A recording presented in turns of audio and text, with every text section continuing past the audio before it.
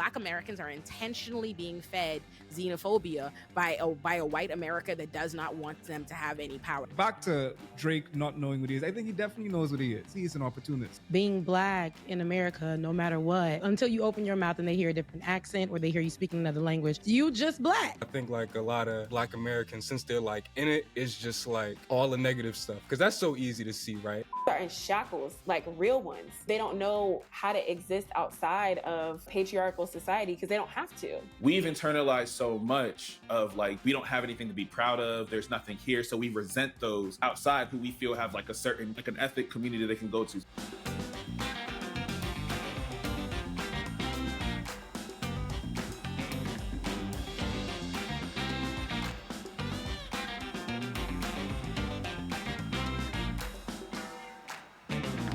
Let me do that.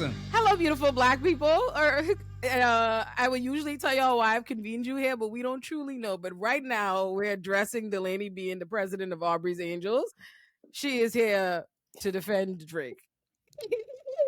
Okay, but here's the thing. I'm not gonna defend Drake because let's just start with the facts. Mm-hmm.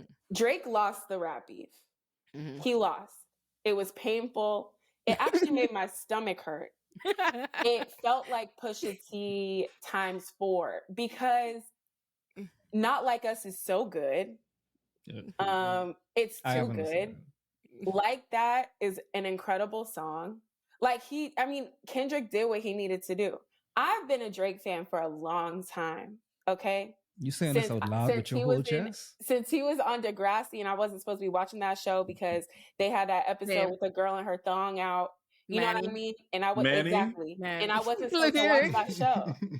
But I loved Wheelchair Jimmy. And then when I found out he could really rap, I was like, oh. So I really have loved him for a long time. But I can't defend him because as a woman, you really don't win when you defend niggas ever. But I will say, I think he tried really hard and I am a Drake fan. I hope the things about the girls are not true. If it comes out that it is true, that'll be heartbreaking and I'm gonna have to do him how R. Kelly did. How I did R. Kelly. You know what I mean? Just stop. But yeah, I like Drake. I was on his side during the battle. And what about it? Oh, that was powerful. And listen, I've said it before. I've said it repeatedly on the last episode that I'm a Drake fan. I believe that a lot of the criticisms about Drake are valid, right? Like, so I just intellectually, I had no choice but to be in Kendrick's camp firmly with all of these particular things. That doesn't mean like I don't like Drake music or I haven't, been a fan throughout the years, child. But we can call a thing. Everybody knows what we said on both episodes. We listen to more Drake than we have Kendrick. The Kendrick songs that I do have in my playlist or the one album that I carry, they're good. I love to dance. I love to throw ass. So when I'm out, when I'm around people, when I'm whatever, I'm dancing to Drake. That's not an issue, but we can still call a thing. Now, Drake, okay, you just a culture vulture. And I'm not going to say that I wasn't dancing to your music. I'm not going to say that I don't know your lyrics. That's not going to be hypocritical. I'm not going to lie. But right here for the sake of, this battle, right? For whatever reason, why it is, where it is, why they going for blood. Y'all can't. Kendrick did what he needed to do, and that's we can't.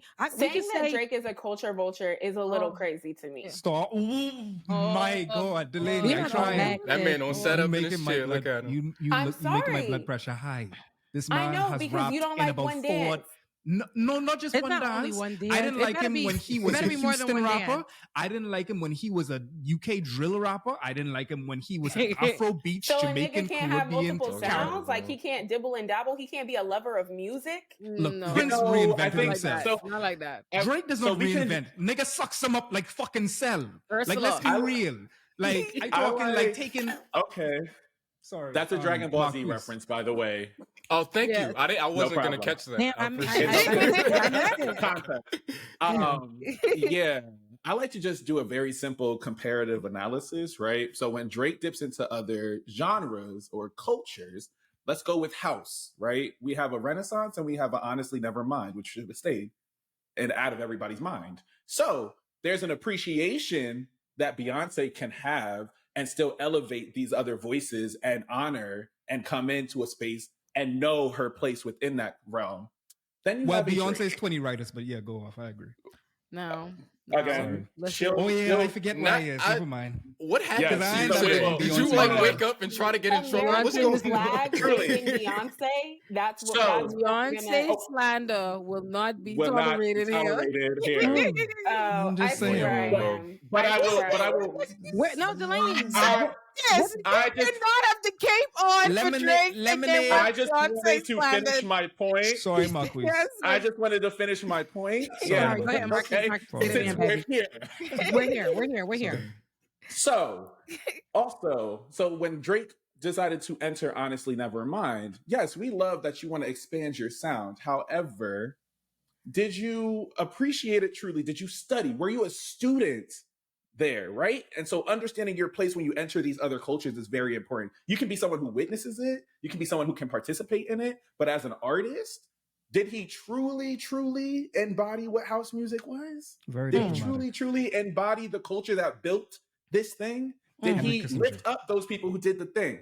I don't know. So there's a difference on how we talk about appreciation and appropriation. I think one appreciates their genre and where they step into very well, and the other puts on a very nice costume. And speaking of Controller and One Dance, right? There's a prime example of that, right? Because originally I think it's Controller. But Popcorn, he's going all around the place like with Popcorn, showing that to everybody or whatever with the sound. Oh, Popcorn gonna be in the song, and then when you drop it, no fucking Popcorn. But now that's your shit. Now you on your more life. Now you doing see what I'm saying? I get what everybody's saying. You know, I don't know if this is a safe space for me, you know, but, but I'm sorry. I feel brave. I feel courageous. All Black women. It's a brave space. I feel brave here. What I and you are, sis. And you are. And you are. I think I understand the critiques of Drake. I will give everybody that. I understand the critiques. But I think that he could do a lot of things better. However. Sure. I think he could maybe appreciate the culture a little louder if that would make folks feel better. Maybe more writing credits. Maybe a feature here and there. Maybe not sound like the Applejack sinister. Sound like, hey man, I just want to say, man, like, yeah. I can't step into that. I'm a Black American, you know what I'm saying? So I don't know, you know what I mean? That's you. I feel you. I'm sorry that happened. You should be offended too. He's appropriated Black Americans as well. Yeah, but but here's the thing. This is the thing about identity, right? And Black identity, especially in America. And I know he's from Canada, but I would say that there's a similar relationship between whiteness and Black people in Canada and whiteness and Black people in America. I would say that there's a similarity, the way that white supremacy functions. Yeah. What I will say is that I know a lot of Black people that came into their Blackness in college. I know a lot of Black people who came into whatever it meant for them to be Black after college. Mm-hmm. It is a struggle from the time you're born to reclaim whatever type of Blackness you think you can have. It is not an easy thing to do. And so I think it is funny. I think the rap shit is funny to some extent. But I also think niggas are being really dishonest about Blackness and their journeys and navigating Blackness in America. Sure. I think people are bullshitting. And it makes me really, really mad because I get it. He's light-skinned. He got a white mama, but he also has a Black father who probably tried to instill whatever type of Blackness he thought he needed. Like Drake talks about that in his music about Boo-Hoo, Black American Dad story. There's stereotypes that he has that he's experienced. Like, I think it's more complex. That's what I'll say about him and his journey and his identity journey. And I think it's more complex for a lot of Black people. But you don't get any claps for saying, "Oh, I've struggled with my Blackness." You don't get anything for that. You get claps when you've been a real nigga your whole life. And Drake need to put you on the payroll. But he would get claps if he was honest or he ever in any way ever articulated what you just did. Like that's beautiful, right? Like defense attorney wise, that was excellent. Like that's the best defense Drake was gonna get. And the problem is that there's no evidence to support that Drake supports. But that's not true because he talks about it in his music about not being Black enough, about navigating it. I remember that song. I probably have every Drake song in my library, right? Like I've given every Drake project I've listened to. I've injected it into my veins. So that's what I love him. Shit. So I say that to say you hear my boyfriend laughing in the background. My boyfriend is also a diehard Drake fan in the background as well. Come on, man. CJ, man. Fuck. Because he's from Raleigh. Damn. It's because he's from No. Raleigh. Hold on. He's my boyfriend, so he has sense. We're in alignment about how Kendrick watched that ass. He knows that the Drake allegations are real. But yeah, no, I think here's the thing. Drake is I'm actually just really coming around to the position. Drake is in a position where he is going to be receiving massive critiques from every camp for different reasons, and it's going to slice some ways, because there are people who, no matter what Drake did or how Drake embodied Blackness, how sincere it was or wasn't, there are people who are going to disregard him just off the strength that they see Black as defined by being American, by being Black American, right? Like, so even if Drake authentically were like, he didn't have these issues, even if he was here representing the Black Canadian experience and all that, there would be people in America diminishing and dismissing his Blackness, right? So there's some people he's not going to please regardless. Then there are going to be people who don't have, they're not interested in, and not right or wrong, but there are going to be people who don't give a fuck about you navigating your oh, I'm struggling with my Blackness, so I'm mixed, I'm trying to figure out, no one cares a fuck.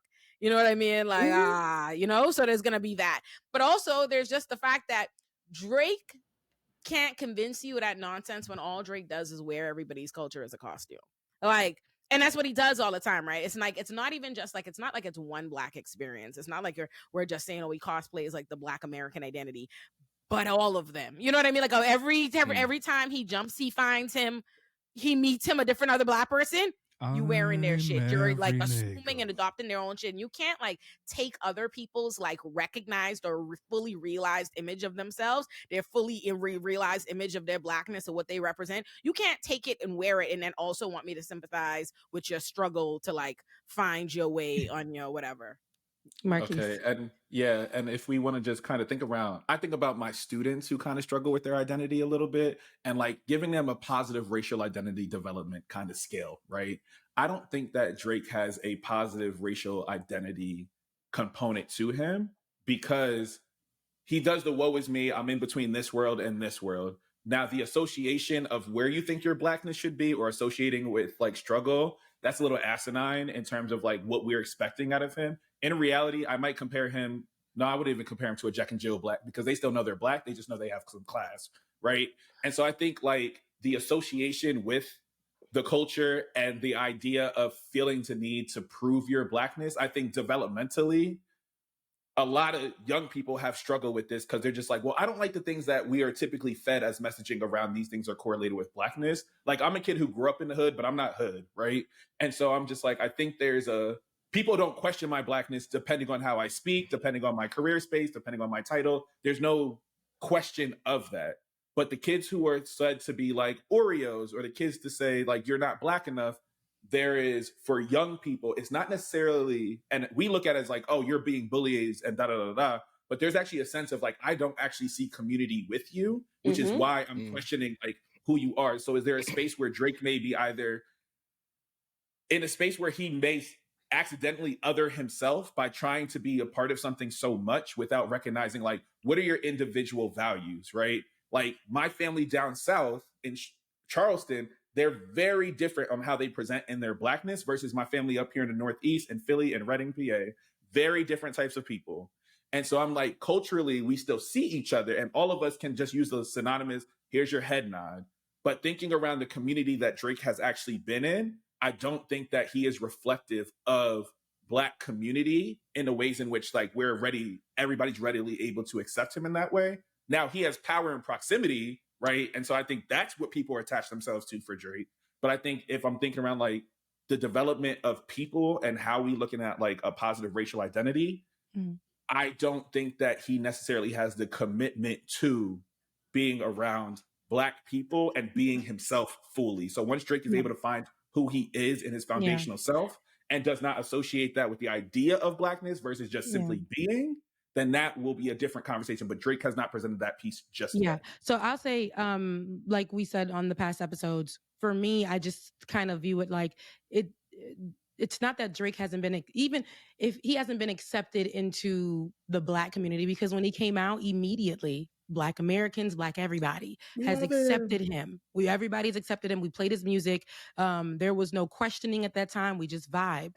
And I think more so, so it's Drake who is, I guess we're trying to find an excuse for Drake, in my opinion. Like, okay, he doesn't fit in here, he doesn't fit in there, but where has that ever been? We just started having that conversation, I feel like, more as a whole with this recent, with the recent beef that's happening between him and Kendrick. But this may have been on people's minds, but everybody in the Black community has accepted him in rap, in clothing culture, in sport, and all of that stuff. So I think, like, when we look at, we brought up J. Cole. Nobody questions his Blackness. He presents as that. He's biracial, and he presents as that. He just, if he says Black, he's Black. People accept it, and that's just what it is. So I feel like for Drake, he can jump into the Black community, and he's accepted just fine. He can jump into the white community. They accept him just fine. I just think that it's him not knowing who he is. To me, is like, you're Black, you're biracial. So not, but why do you got to go here and adopt the Atlanta accent? Why do you got to go here and adopt the Caribbean accent? Why is that? If you Black, he knows what he is. When I listen, I think when I listen to all us talk, I think what I really realize is, I think the larger thing when I zoom out that we all have to probably recognize and name it is that Blackness is always being litigated by Black people. Like, our Blackness, like, not just being Black, but Blackness, what it means to, like, be a Black person, how we show up in community, is always being litigated. That's why we have coon. That's why we call people this. That's why there's this. That's why there's names. There's this. Like, how we recognize people. Blackness is always being litigated in some way, right? That's why I said, like, and I think we have to accept that. And I think a Drake has to accept that. Like, everybody has to accept that. There are people, like, I'm Black. I'm unequivocally Black. I am African and Caribbean, and they're going to be Black people, like segments of Black populations or Black Americans who decide that that means my Blackness is up for litigation, whether or not I'm Black to them or whether you count. People have that. There are always those conversations going on, depending on if you were Clarence Thomas, you do something on the right or whatever have you, your Blackness scale slides so low, you become the worst. Like, you know what I mean? You're a coon, you're this. So I think there is some semblance of Drake was always going to have, there's nothing that he could do where his Blackness isn't going to be called into question or going to be, like, analyzed or assessed like that. Like, let's be honest, right? It's not that J. Cole's Blackness isn't litigated. It's that he's passing. You know what I mean? Like, he's passing the test. Like, the test you need to do to be in the good graces of how Black people perceive you and your Blackness and what you're doing. It's just about whether or not you're passing the test. Drake just isn't passing the test. That's all. I'm not saying that and I'm not saying because I'm failing him. I'm saying that obviously the consensus. Obviously the consensus. 3 diss tracks like saying that he's failing are in the Billboard top 10 right now. Like, so I'm pretty confident he's. I feel like they were pinpointing weaknesses in him, like, in just like, okay, if you Black, pick a Black. Because Black is not a monolith. You can be biracial, you can identify as Black, but you're jumping from here to here. I think the consensus is Drake does not know who he is. And on our the last panel, we were discussing, like, at his big age, but like you were saying, Delaney, like, it's always, we're learning, we're trying to figure out, we're trying to, step into our Blackness, and I know this to be true because for me, I'm American born, but I'm Haitian, and where I'm from, it's just the islands. South Florida is literally just the islands. So, moving away from that space and people looking at me like, so are you Black? And I'm like, yeah, I'm Black. But they're like, well, you're not American or whatever. So I never identified as being American because Black Americans never allowed us in from where I'm from. You were just Haitian, you were just Caribbean, and that's it. I got what I wanted in the end. Foreign got what he wanted. Damn it, Drake! I was gonna say when he was earlier twiddling his hands like this, I was like, this is the conversation Foreign wanted to have that I told him not having, and he tricked us into it. And but because that's where it's so I do understand that, but you gotta pick.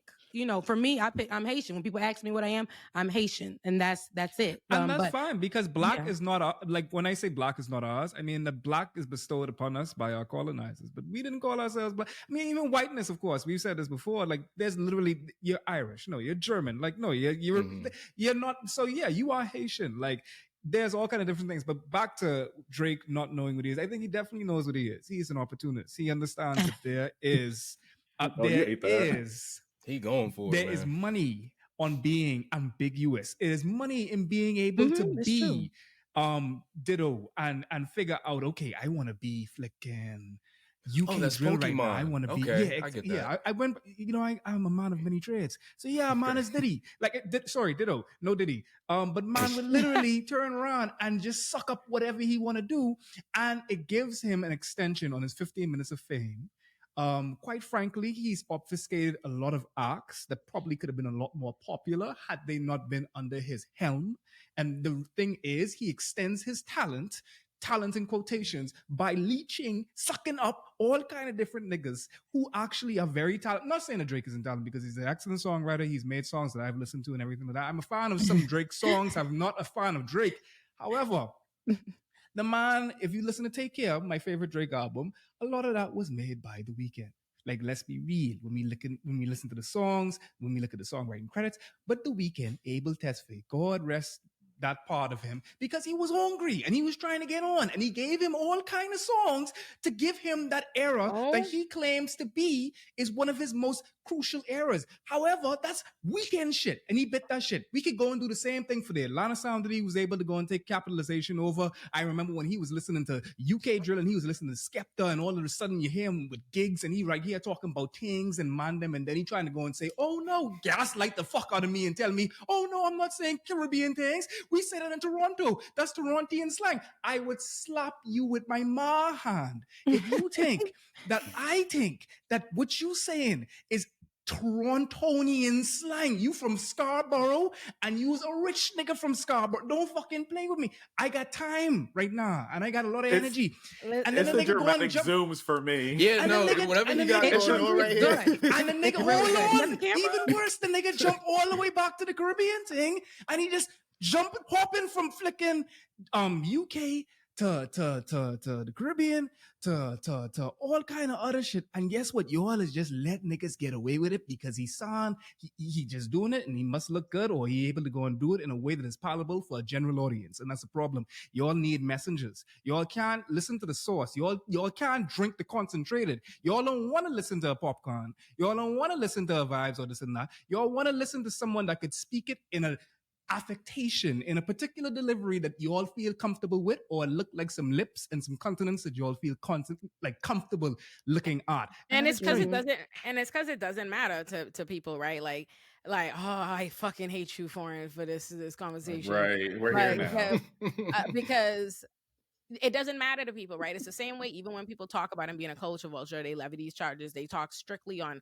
Black American stuff when he is actively walking around in like Caribbean niggas cosplay all the fucking time. Like, he has had multiple projects completely like ripping shit. And the reason is like, nobody cares. It's the same way, like whenever I say like a show comes out, there are millions of Jamaicans. Like, forget the fact that people don't even consider the rest of the Caribbean. They don't even think about the Bahamas, Bahamians. They think the Bahamas is a territory of American. They call us Jamaican in the comments, and when I like be like, no, I'm Bahamian, like I find it offensive. Nobody even gives a fuck. Like, why I think that's offensive that you don't even give a fuck to get what island nation we're from, correct, right? Like, nobody even considers the rest of the Caribbean. But so everybody's just Jamaica to the Caribbean, to like in the Caribbean to everybody else. But then even that, they can't be bothered to get a real Jamaican to play a Jamaican. All these Jamaicans, millions of Jamaicans in everybody's yard. Jamaicans are everywhere on the globe. Can't nobody find, can't even do a real Jamaican. And when you say something, they be like, I don't, you know what I mean? They never think about like how little representation like Caribbean people actually have, like of our nations. Like, what Bahamian do you know anywhere or whatever? So when like Drake comes out and suddenly want to take Bahamian dialect like he did in that in one of his most recent projects, I didn't even know that I'm seething. Oh, I'm seething. I didn't know that. But hold on. That's the reason why like shit is like really, because now you're talking about like even something that like we talk about. No, you can't point to Caribbean representation at all. You're really right. Like, if you look at anything, that's why like Tariq is making this show, because basically we went over that. We looked at all of the different Caribbean representation. We look at Lil Jacob in GTA. We look at Shark Tale. What the fuck is that? There's so many different opportunities where you can make fully fleshed out 3D representations of culture. And especially when it's a small place like the Bahamas, where both me and Olay are from, you have even more of a risk of flattening it. And a lot of the time, that's what they end up doing. And nobody what people don't realize, right? Like, especially when it comes to, I'm speaking for being Bahamian, right? And like specific, like the Bahamas is a collection of 700 islands and keys, right? That's important because people don't realize that. They think we are one island named Bahamas, and they insist on lowercasing the T in the Bahamas. And I keep saying it's capital every time, right? Like there's a bunch of islands, but me and Foreign are from Nassau. That's the capital. That is 21 by 7 miles long. That is the size of the island we are from. We are from a dot on the fucking map. And everybody has heard about the Bahamas, but nobody has heard about Bahamians. Like they have never, people have think about that. They have never heard of Bahamian people. That's why they can't even get it right. They call us Bohemian all the time. They've never even heard of us as a people. So no one knows shit about our culture. So you like, even if someone takes our whole shit, they could go to the Bahamas right now, take our whole dialect. You would have no idea. You wouldn't know that's Bahamian dialect you heard that they took, especially when all Caribbean countries and our dialects are all flattened to like, it's whatever. It's just one mock-up they do Jamaican as like accent. The Jamaican to be everybody. And it ain't nobody. Right. It ain't even the Jamaicans. It's not a fair representation of anybody, right? But like, what you gonna say? Because you say something and everybody's like, yeah. So how I hear it, it's funny because I remember when Future first came out. He came out, love Future, mean it. Now I love me some Future. Don't get it twisted, right? But when he first came out, he rocked the Haitian flag everywhere all the time. So he let the conversations always be, y'all know Future is old, right? So is another word for Haitian. So y'all know Future is old, right? Y'all know Future is old. And we just went with it because we didn't know nothing else, but we knew he was a rapper and a Haitian rapper at that. And then he just stopped wearing it. Never answered questions about Haitian nothing. He would just be rocking. They'd be like, so you Haitian? And he'd just be like, yeah, fuck with his O's. Finally, he won after all of this success. He'd been stopped wearing the flag, all kinds of stuff. He stated, he was like, I grew up with some Zoes. And that was about it. And I feel like, with the representation, if we allow people who are not from the culture to represent it and then just drop it or what, no kind of history, no kind of nothingness, it would have been helpful, to bring, some light to Haitian culture or whatever the case may be, because we know how Haitians are viewed, especially how they're discussed, how America defines Haiti as the poorest country in the Western Hemisphere. When anybody thinks about Haiti, that's how they title it. When any journalists are talking about it, that's what they talk about. It's the world. It's the whole, like, it's important to say this, like the Caribbean. I grew up specifically, like, I can't even get to America's like specific vitriol and like towards Haiti before I address it at home, because the Caribbean, like, in the entire Black world has been like poisoned against Haiti, like intentionally. And I've tweeted and talked about this before, right? Because that's who did the revolution, right? Like, so there's right. an invested interest they have in making us look down on Haitians. Because if you look down on Haitians, you will look down on Haiti's contribution, which is revolution. You know what Absolutely. I mean? So to America, to all over the world. Bahamians like are like for Bahamians in general are incredibly xenophobic, right? Like all these places, like I said, places have their own cultures and problems, and if you don't know about the place, you don't know the thing, right? But the Bahamas is very xenophobic. So like let me put it to you like this: I'm born and raised in the Bahamas. My mommy's side of the family is Bahamian. I've never been. I'm half Nigerian. My daddy's Nigerian, but I've never been to Nigeria. I've never stepped foot on the continent of Africa. Bahamians don't give a fuck about none of that. That name is African. That name is foreign, and they have a problem that you experience. The xenophobia is crazy, and that pales in comparison to the way Bahamians in general discuss and think of Haitians. It's actually really some sick shit, right? Like, so that like this level of like, anti-Blackness and also like division, like this like lack of like that's colonization. Like that's white supremacy. That white supremacy and colonization's effect in all of our nations, right? To like turn us and poison us against other Black populations and other Black people, and to not know when to look down, right? Because that isn't like, yes, America nuts, but boy, is the Bahamas nuts on. And the thing is, like, what people miss out a lot on, especially Haiti, is like when you're talking about this off stream, Hispaniola, the landmass that Haiti is on, was the richest colony in the peak. That's why they call it the pearl like of the peak. I'm talking sugarcane. No one made more money than Haiti, and they were stripped of its resources. And Limey's absolutely right.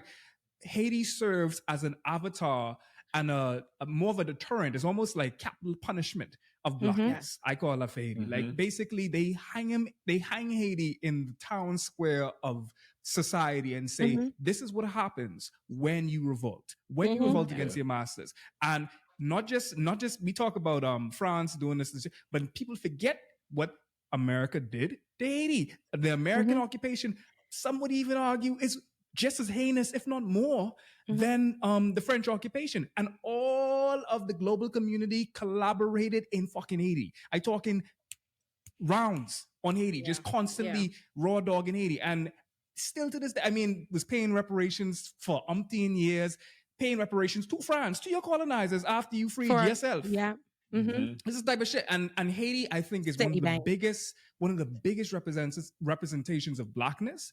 And we all are afraid of it, just like Obia. Like Obia, like they want to flatten it as voodoo, but Obia, people scared of it. Bahamians scared of it. Black people here scared of it when it's more of a black religion than Christianity is. Yeah. It's the same thing with Yoruba, like in Nigeria, like it's the same way, right? Like the one thing I'm gonna say before I tell y'all something that happened 22 minutes ago that y'all are all gonna be really want to talk about and get out of the diaspora stuff. The diasporas. I really try to stay away from it in its entirety, especially because I believe diaspora wars in and of is white supremacy. That is fed to us by white supremacy. That is white supremacy. And very often too, a lot of who I receive it from online, a lot of these people are blackfish. And if you go check their accounts, a lot of these people, I'm not saying there are a lot of black people buying into that foolishness, buying into this white supremacy, buying into this American exceptionalism, buying on to all these like things that are intentionally meant to divide and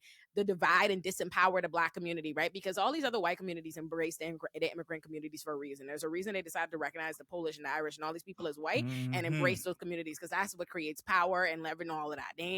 So there's a reason why they want black people to be against other black people, to be against immigrants, to be against migrants. There's a reason why they intentionally keep us uninformed about like our shared history, because slavery again slavery is not unique to America. All right, there was slavery in the Caribbean. There's the slaves literally came from Africa. So I don't from both sides, and I try not to get into that because blackness should not be defined by what our oppressors do to us. It should not be defined by enslavement or what makes us black or anything, our shared plight. But it is important to know that. But all those things are a result of fucking white supremacy. So I just try to stay away from it because it can be upsetting. And when you see that, when you receive that sense of like division or somehow having your blackness called into question or make you like you feel like your blackness is being litigated or you're not being received by other black people or whatever, you can lash out in a way that is the same white supremacy. And you know what I mean? Like, you know what I mean? You're mad that it's coming at you, and so you spew it back. And so I just try to like keep those frustrations,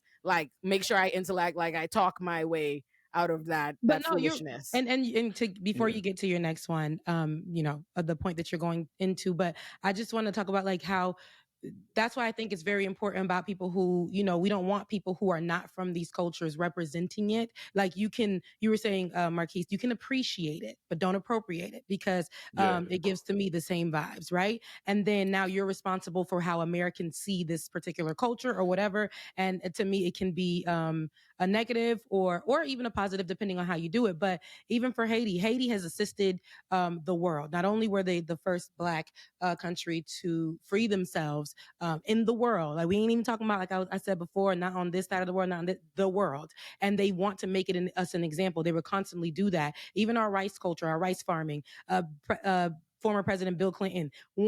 This is documented. He said, we messed up when we went over there and took that from y'all. And I hate that we did that. We done brought it to other places in the world, and we took that from Haiti and affected them gravely. Him saying that, it's out there. He admitted to it and nothing has happened since. And also the Caribbean, so many islands in the Caribbean have housed and assisted a lot of European countries who are seeking asylum. All those things we're responsible for them having spaces and places of safety. So the way that they try to do Haiti, even till this day, there's an area with Germans that are active in Haiti still to this day. But what they try to do and how they try to be out here and say that Haiti is just a shithole country, just the people are responsible for where they are now. That's not the truth. And it is Haitian Heritage Month, you know. So, and being a Haitian, you know, cha cha to my zoes. And May 18th is Haitian Flag Day, and you know, there's no love stronger than between a Haitian and their flag. So shout out to the Haitians. Okay. No, I real quick.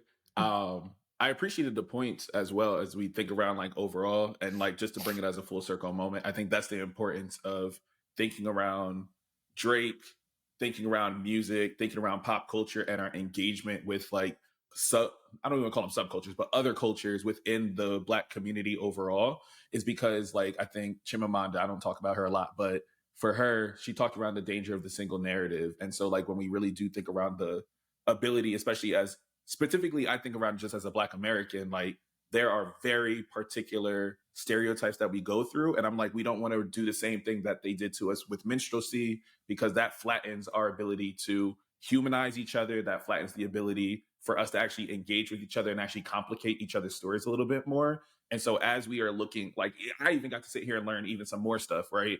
But even for that, I always caution whether students, colleagues, anybody I work with within the education sphere around like, hey, we all show up differently and our cultures may interact in a very different way from each other. And so, yeah, you may like this very sanitized version of this thing, but are you willing to sit with like a much more nuanced story? And so I always I was an English teacher. So I'm like, I taught like non-Western literature for my high school course. And so I'm just like, how are we going in as like having cultural humility as Americans looking into other cultures? And then how do we experience like a curiosity standpoint? So even for those who are listening, think around how can I become more curious about having an intro? So maybe Drake is like their 000 course, right? Or 001 course. And now what do I need to learn more about this? And I don't think that particularly he activates an audience to go do more research or go learn to appreciate and understand and sit with things a little bit more. And so if I'm thinking around the intersection of, as we talk about Drake, but pop culture overall, an actual understanding of cultural development and like history and appreciation, I think that's just an important conversation that I was thinking about as everybody talked overall together. And I want to add real quick, especially a defense actually for Black America in a very revealing upset. You know what I mean? Because I think that one of the big grievances that I see a lot from Black Americans inside my comment section, and not only that, but just in my everyday life, is the fact that we who immigrate to the United States, of some depending on how tortuous the voyage has been, are typically folks of means, folks of people who are able to immigrate, because it is a luxury in some cases to immigrate. Yep. I mean, of course, like you do have your Haitians that are trying to literally like risking like the sea, trying to trek to anywhere because like they don't find their home absolutely habitable in that case. However, in most cases, like a lot of different cases, like a lot of people actually immigrate via plane, like Caribbean people into the United States. And then one of the biggest grievances is that when I say they, I'm saying Black Americans will then see us without the baggage of the unique subjugation that is white people, or being shoulder to shoulder with your colonizers as a Black people, and having white people around you and having to deal with the everyday operations of having your oppressors nearby and having to sublimate in a petri dish of oppression. Whereas from the Bahamas, we got Black lawyers, we had Black prime ministers and premiers for the majority of my lifetime. I had the ability to aspire to anything. I didn't have the baggage necessarily of seeing someone look at me like I was inhuman. But when I got to, what you say? I said you didn't go to Blair Wood. I know you got some bars for this, but I want to give some empathy towards Americans that feel like we are able. When I say we, I mean Black immigrants are able to come to the United States with their wildest dreams and take advantage of things that they don't feel as though they can take advantage to. Here's the thing, and I guess let me speak to this because I'm 30, but I moved to America by myself when I was 14. Like my family still lives in the Bahamas, and I'm going to be 31 next month. So I've spent now the majority of my life in America. And my entire life, my career, to everything is to Black people in America, with the experiences of Black people in America. Mm-hmm. And here's something that I see a lot. And I see it a lot because people say it to me a lot. Like I get in my messages. It's this thing, people saying, oh, because we're immigrants, we get to jump in and out of our Blackness or something. People somehow make our cultural differences, the fact that we are from a different country and we have a different cultural background, to have anything to do with our Blackness. I am Black as fuck. There is nowhere in the world where I am not Black. Like what makes us Black and what makes us be perceived as Black people by the world, what makes us Black and what comes along with that, I am never not that. I'm never able to jump in. I'm a Black woman in every context. Nobody, like nowhere does me being African or Caribbean make me less Black or protected in any way. Like that is not true. And on top of that, like the thing is, and this is not Black Americans' fault, and this is why I understand, and I understand that everybody across, especially in the diaspora wars things, everybody has real experiences that they have had, or negative ones from different groups, why they feel the way that they feel. I don't think it's all like anchored in nothing, right? Even though I think all those things, the experiences that we're all having that are negative from other Black people, are still brought about intentionally by white supremacy, right?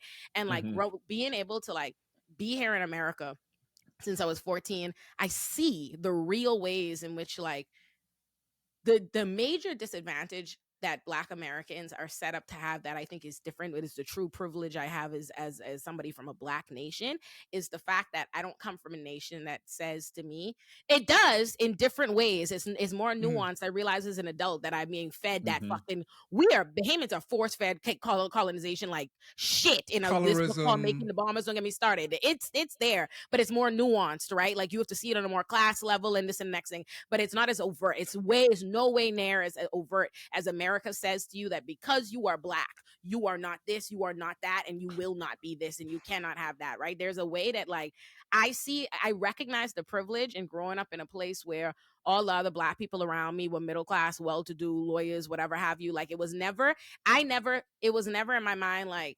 And there's a Black excellence trap. Sorry to cut you off, but there's a Black excellence trap in that. Yeah, well, right.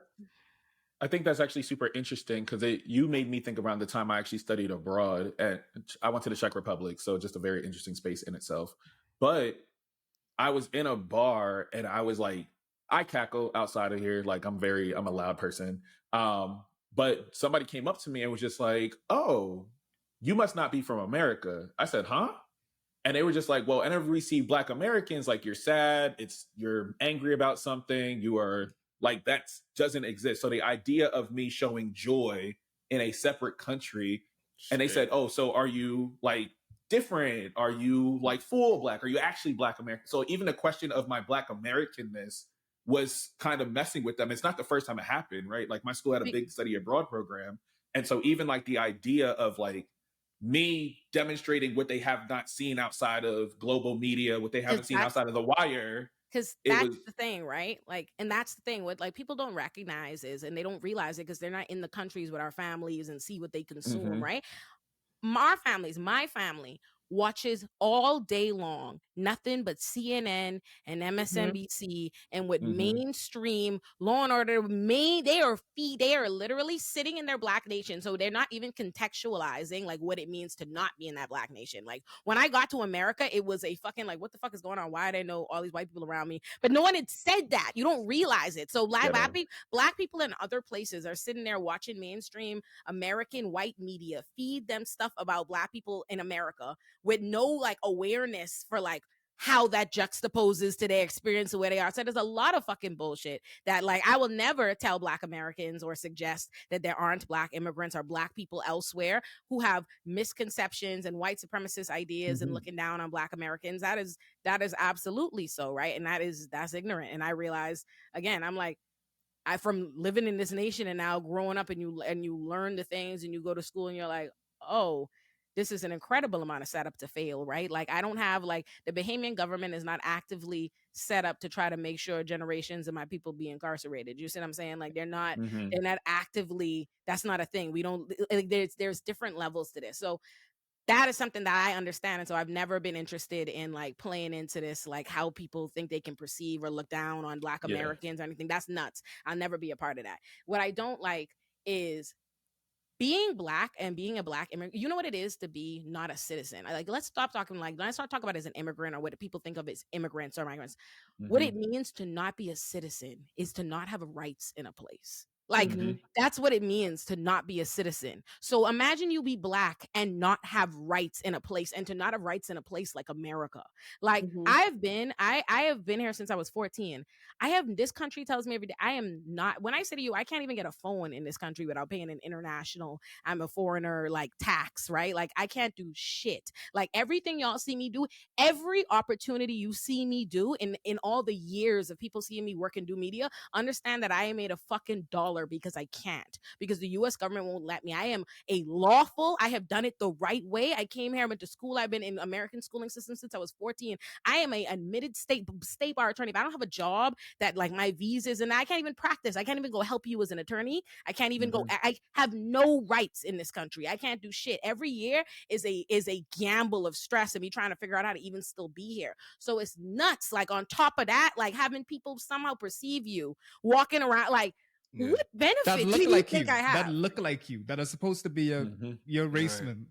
Like it's this idea, like when people say that to me, it's like, oh, you like this privilege, this benefit. What am I literally make, sometimes when I think about it, when I think about the choices that I have made for my life and how I feel my commitment to Black people and what is Black people in America and what is life fair and trying to improve that, how that fucks me as an immigrant, as somebody who is an immigrant in status, but I don't spend my time advocating around that and lobbying around that and trying to do something that like benefits me, there is like significant. So it's just, it just, I am always, I have a globalist, I'm for Black people. I'm not for Black Bahamians or Black Nigerians or Black cishet people or Black Americans. I'm for Black people. And I try my endeavor best not to let like how I feel about like the way people, and it's not Black Americans' fault. It's not Black. Americans don't know about their immigration system. Like they don't know. They're intentionally force-fed propaganda about the immigration system on purpose. Like I said, it'll never be Black Americans' fault. And so I'm just in community with Black people. So when you're hearing xenophobia and stuff like that, that's what you're hearing from. And it's easy to mistakenly get caught up, especially when people are trying to fucking intentionally, and a lot of these are white supremacist bots and shit and stuff like that, trying to instoke these diaspora wars on the timeline and stuff.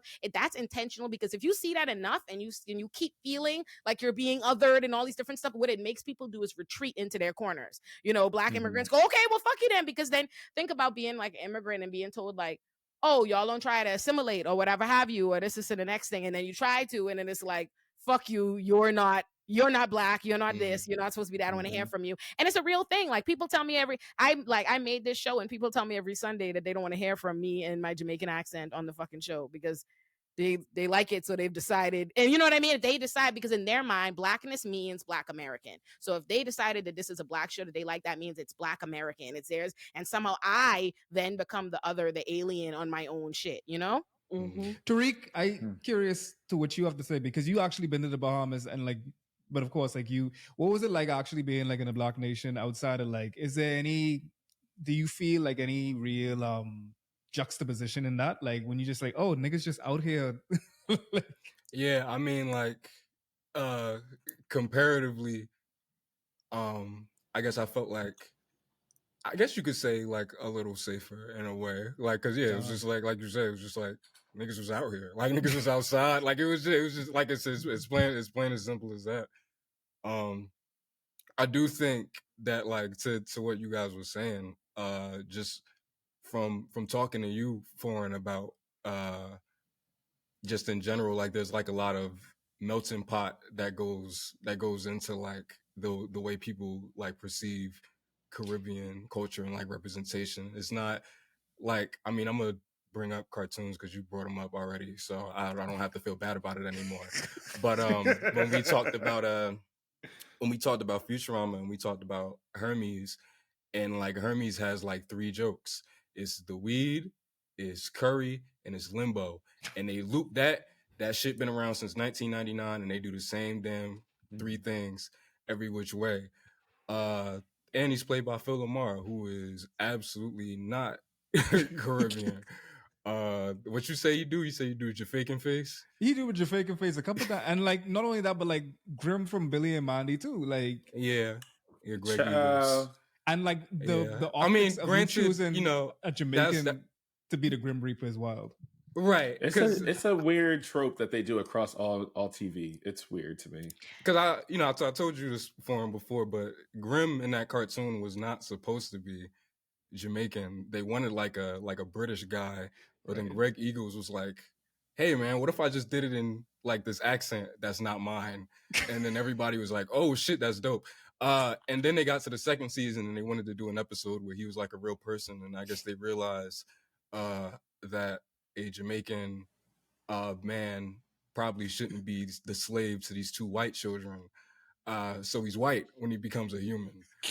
They be having to make like, and like you even think about like shit like that, and then like you look at something like Belly, like Belly the movie, and then you realize like the drug kingpin is this Jamaican violent mystical nigga, and like it just goes to show like how even like when we do tell our own stories as Black people, we still see ourselves as like the ogres or like the people that what the fuck is my shit raining just now?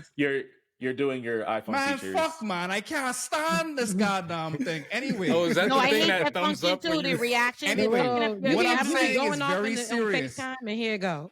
What I'm saying is very serious, despite the rain that just came up on here. They see us as violent, mystical, magical Negroes. Like, and like you have that all around the place. Like when you look at like Black women in the Caribbean, like they're depicted as extremely like sexually voracious and adept and freaky as hell. Like you can't imagine the amount of white tourists talking about they coming over here to these cruise ships and they want to indulge in Black women, the myth of Caribbean Black women. Like TM trademarks, like it's some type of flicking, brand of perfume. Like I'm talking. The way that we even see ourselves is extremely coded in the context of whiteness. And when we can free ourselves from this, we need to understand where we came from. But when we can free ourselves from this and begin to imagine ourselves outside of the lens of whiteness, will there be an end? A treaty to the diaspora wars? I think it's super systemic, and all of us here have our own experiences with being Black. It's hilarious to me sometimes too, because being Black in America, no matter what you got on or what, the people, until you open your mouth and they hear a different accent or they hear you speaking another language, they gon' you just Black. You just Black American. You're just Black, and they just have this view about you. When I was coming up, I am first generation, right? Both my parents are immigrants, and mama, mostly everybody in my family didn't speak English, right? And so our first language was Haitian Creole. And going to school, all of us, me and my little Haitian peers, because there was mostly a Haitian community that told other Haitians to come move to this community. It's safe, come move over here. So we went to a school, and most of us were placed in ESOL. So we had to go into these specialized classes because we spoke English, but because we had little accents but because we spoke Creole. And it's funny because the school itself would take us and to go be interpreters for other Haitian children, but yet put us in these courses as if we didn't know anything, or we had like a learning curve because we were bilingual. And so they made they reprimanded us for being bilingual in a way, but yet we were helping their system. But that's what they did. And my dad had to pull us to the side and tell us, y'all can't speak Creole at school, because they're going to put you guys, they tried to attempt to put us all back. Even though we knew everything, they were like, no, they speak another language and we either got to beat it out of them. Even though they know the math, they know the language parts of the assignments, they're answering the questions correctly, they keep speaking Creole. And we need to stop. You had to minimize your culture in order to yep. That's an allegory for everything that we fucking doing right here. Like I started like my channel talking about Caribbean shit. Niggas did not click. I'm talking about like they hated, turn this shit down, gang. Like I'm talking all the time. But as soon as I started talking about like Black American adjacent stuff, like as soon as I started talking about Luke Cage, because that's a little Black American adjacent, that's when it started clicking. I had to sublimate in every different way, shape, or form. You think I wouldn't want to be talking about Caribbean shit? I want to. They said, why don't you talk about your own damn country for once? I say, I want to, but y'all niggas ain't gonna watch if I don't. Right. Like, so we all have to fit ourselves into the monolith view, the lens of whiteness in order, because they don't have enough like color to see different shades of what the Black diaspora is. Delaney. Well, I was just gonna say, I think this conversation is super interesting. And I know I'm high yellow. I'm really yellow. But I'm a Black girl from the South. I think it sounds like there's a critique of the listener. There's a critique of the consumer. Of all of these different, of music, of culture, and all of that. And then also, I think one piece that hasn't been mentioned is the way that Black American culture and Blackness in the United States of America is consumed. And like, it used to be something that was physically consumed, like they was eating us over here. And now it like culturally, they just eat it up, especially in the age of the internet. It's our biggest export. Yeah, like it's so sick, it's so disgusting. But I think like there's a way that certain people get to navigate Blackness in America. There is a certain way that folks that are Black immigrants do get to navigate within Black American culture and also separate themselves from Black American culture when it's beneficial, being the good Black at work, being the foreigner at work. There is a way that folks get to.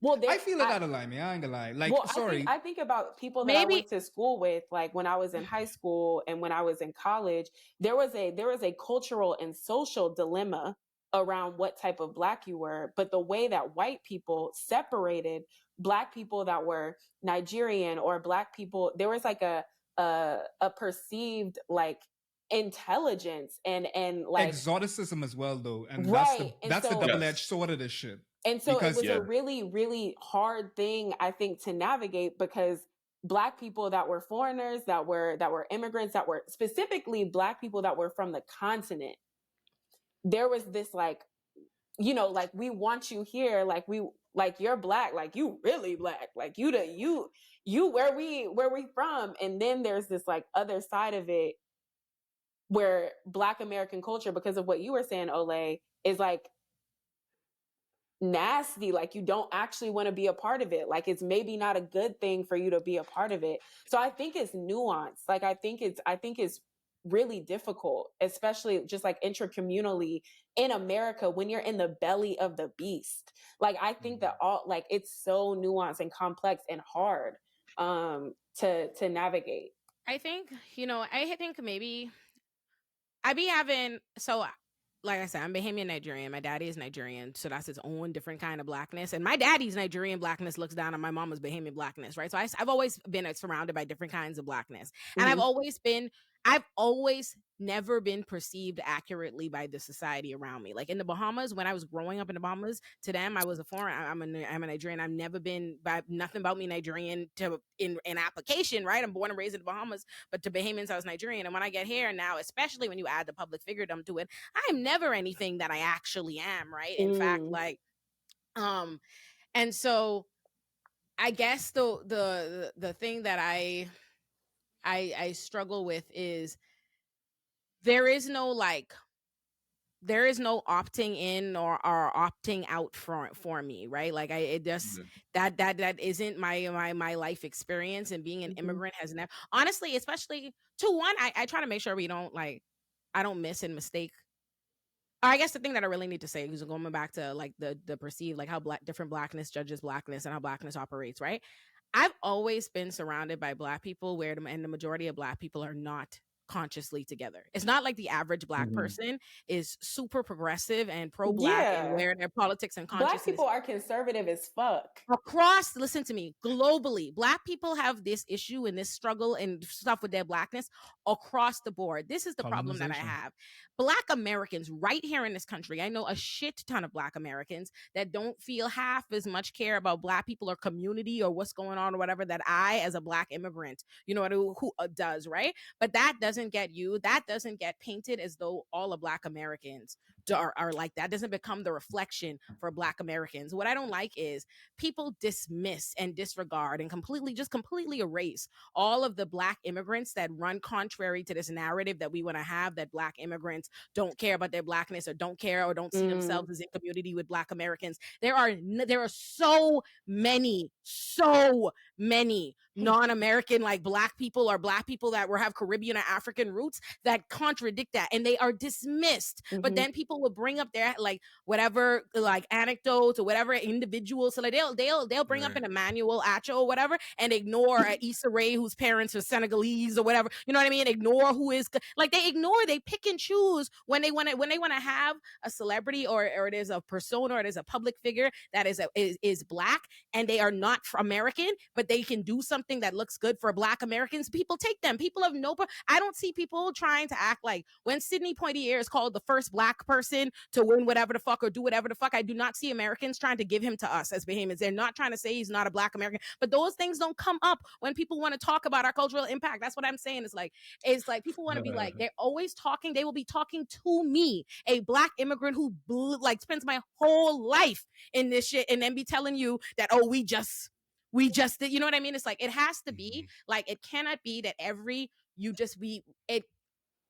we have to acknowledge that this is a global issue. The entire world is anti-Black. Everywhere is not a corner of this world that white supremacy has not found its way and gotten its claws in. And there's no Black population, no Black group where there aren't Black people like this. There are Black Americans every day. You could watch a speech right motherfucking now from Clarence Thomas telling you the day he decided to opt out and care about the individual, right? There are Black Americans that do that and are that. We watch nothing but figureheads of Black Americans that are right, and they don't become. Candace Owens does not become who we say is representative of what the Black Americans' consciousness is or their commitment to Blackness. That's what I hate. It's like, we can't just dismiss the rest of like all the Black non-Americans that are getting it right, that are very much so running contrary to that narrative. Marquise. Yeah, all right. A lot of things were named here, Foreign. You really got what you wanted, right? Yes. Yeah, this is his show. Right. But I'm thinking about it a lot more because there's a couple things at play. Like, I think about the consumption of Black American culture and how we've kind of just named it as that, right? But in reality, if I really wanted to get into nuances of like the inception of hip hop, like I can bring in Afro-Latinos, I can bring in the Latinos, who else? Jamaicans, who have all had a piece of the pie in terms of cultivating hip hop culture in general, right? And so I think about it a lot because I'm like, I think about where my dad's side, he's from Puerto Rico, they're from Patillas. But I know I don't outwardly claim being Afro-Latino because I grew up as a Black American for all intents and purposes. I don't speak Spanish. I don't do any of that. Like, everybody knows. I said, I'll get you with a couple sentences, but my abuela hates it. She's just like, Marquise, can you speak back to me? I said, I listen, I hear. You see, just a little bit. But it's actually interesting because when I grew out my hair, like they were like, but you're not like black, are you? Right? And I said, don't do that. And so even hearing it from like other Black Americans, but I think something that I think is a little bit more difficult, especially if I'm thinking about my Black American experience, is that, and me and my boy talk about it a lot. He's like, Black Americans just don't have like a unifying flag or a unifying thing that is all here. I think a lot of it is like, we don't look at the fact that Black Americans are very regional in our different cultures. Like I ain't know shit about Florida Blacks, Floridian Black people. I don't know nothing about Houston Black people. New Orleans has its own subset of culture. And so we actually don't look at the Black American experience in terms of regionality in a way that we may look at other continents, other countries that have their separate regions and subsets that happen here. And so as we're thinking around Black American overall, it doesn't help that America's already hyper-racialized, right? And so the idea of Black is also synonymous not only with ethnic background, but also a racial background as well, and a racial experience for Black Americans. And so like, I think we kind of muddle these two things together, which is why I'm just like, yeah, when I walk outside, we're all Black, but when I go home, I'm eating the turkey neck. I got my black-eyed peas on New Year's, but that's not the same experience from my one boy from Dominican Republic who's going home. And it should be respected. Right. And it should. So I think like that outside frustration that we're all experiencing as like let's pick and choose who we want as our Black representation and who represents Black America. I think as we get into it, there's a lot of like personal hurt that gets into it versus where like Olay, where you're speaking to, is actually like, here's the political alignment a lot of us could be having. Here's the things that actually prove that I am very pro-Black on a Pan-African space, right? Yeah. And I don't think a lot of us are having that kind of conversation. And it's interesting because I'm just like, we're speaking about this kind of idea of Pan-Africanism as in 5 days, it's Malcolm X's birthday, right? And so like, we're thinking around like his politic and how it kind of reinvigorates around here in the conversations that we're able to have. But I am now wondering, like, yes, there's the opportunistic nature. And like, when we do see Black people being represented as a whole, if we go back to even like your platform, Olay, the reason a bunch of niggas want you to talk about some nigga shit, even you, Foreign, like, we want you to talk about some nigga shit is because as a Black person who is platformed, you are now speaking for everybody.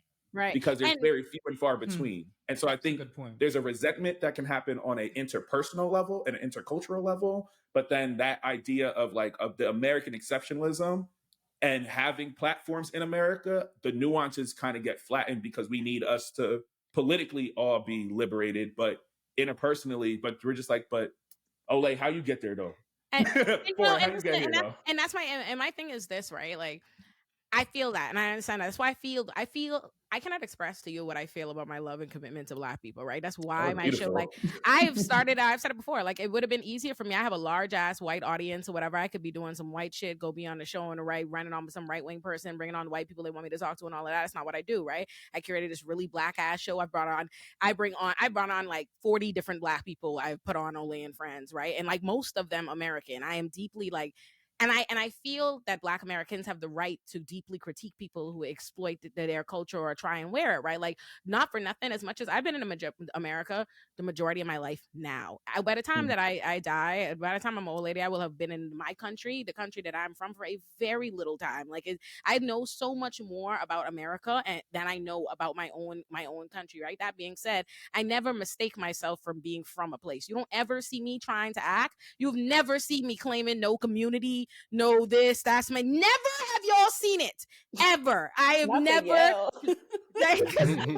gotta be fucking clear, you know what I mean? I never perpetrate, like, I think that is, because I recognize a big gap, like there's the missing gap in my brain is the gap that truly exists, right? So like, I understand when people critique like an academic, like I blew down on Akademics, what Akademics did with his platform on Chirac and this and the next thing. I think that's crazy. Like, there's no reason for me to invest my business in a community that I am not from in a way solely to like salaciously share their shit and blah, blah, blah. And that's nuts. That's insane. That's very, very different than how I see my role. Like, let me go be a public defender. Let me go represent Black people. Let me go do this. Let me go speak to the plight of Black people. It's a different thing. So I understand those critiques. The problem that I have is when people make that critique about an academics, the way an individual academics moves, or how an academics believes, or what his relationship is to Black Americans and what he does, instead of critiquing an academics, they say, see, Black immigrants. You know what I mean? And they will be saying that to a nigga like me, who's like, huh? I didn't even know that Akademics was an immigrant. Where is he from? Jamaica. Yeah. Oh, how long has wow, like he talks about that. He talks about that. Speaking of, I'm glad. That's why I wanted to bring this conversation. Speaking of academics, it happened. I was originally going to say it happened now like 40 minutes ago, but Akademics was just sued for rape and defamation. I just seen that. I mean, he hangs out with niggas that do that shit. Well, I'm not surprised. My hand can't even go that way hearing that nigga doing that shit. He's one of them red pill niggas, so naturally, like, he loved that shit. He would be a rapist. So whatever they said he did, they did that. Sorry, he did that shit. He sexually assaulted by himself a woman and two other men in 2022. 2 men drugged her, and then Akademics raped her. That's the accusation. Yeah. What? I'm not shocked about it. I mean, these are the people that are in these spaces and take their whole, like, they'll act like, we see how he acts. He acts like he's an untouchable nigga. And that is crazy to me. And then the way that he talks about women, that's not surprising. He's abusive verbally in how he talks about women and comes for them. And so I would imagine that carries over into the real world when he's dealing with women. So I'm not shocked at all. Yeah, same. That's always been like a consistent like talking point when it comes to him is like you'll see how aggravated and like angry he'll get when addressing a woman. But like you have other like men to come up on his show and like tell him he a bitch to his face, and then like it won't be the same kind of animosity, the same kind of anger.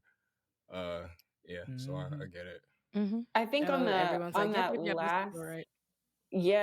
last Olay and Friends I was on, I feel like I hinted at some of this and niggas was chewing me up in the comments, really pissed me off.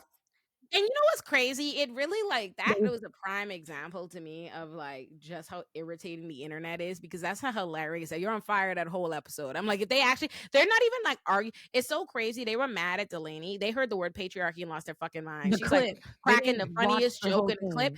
They're not even arguing with her about what the fuck she's talking about in the video. It's a clip. Our episode is about Diddy. These niggas are in there like chewing her out on behalf of Joe Biden. They literally are like, not only do you not have any idea how politics work, but you obviously don't have a dad. Like, it's very clear. I'm like, and they viewed you as a woman who hates men. They viewed that. I'm like, y'all going off of this clip. Like, they went off of that one clip that was on Instagram.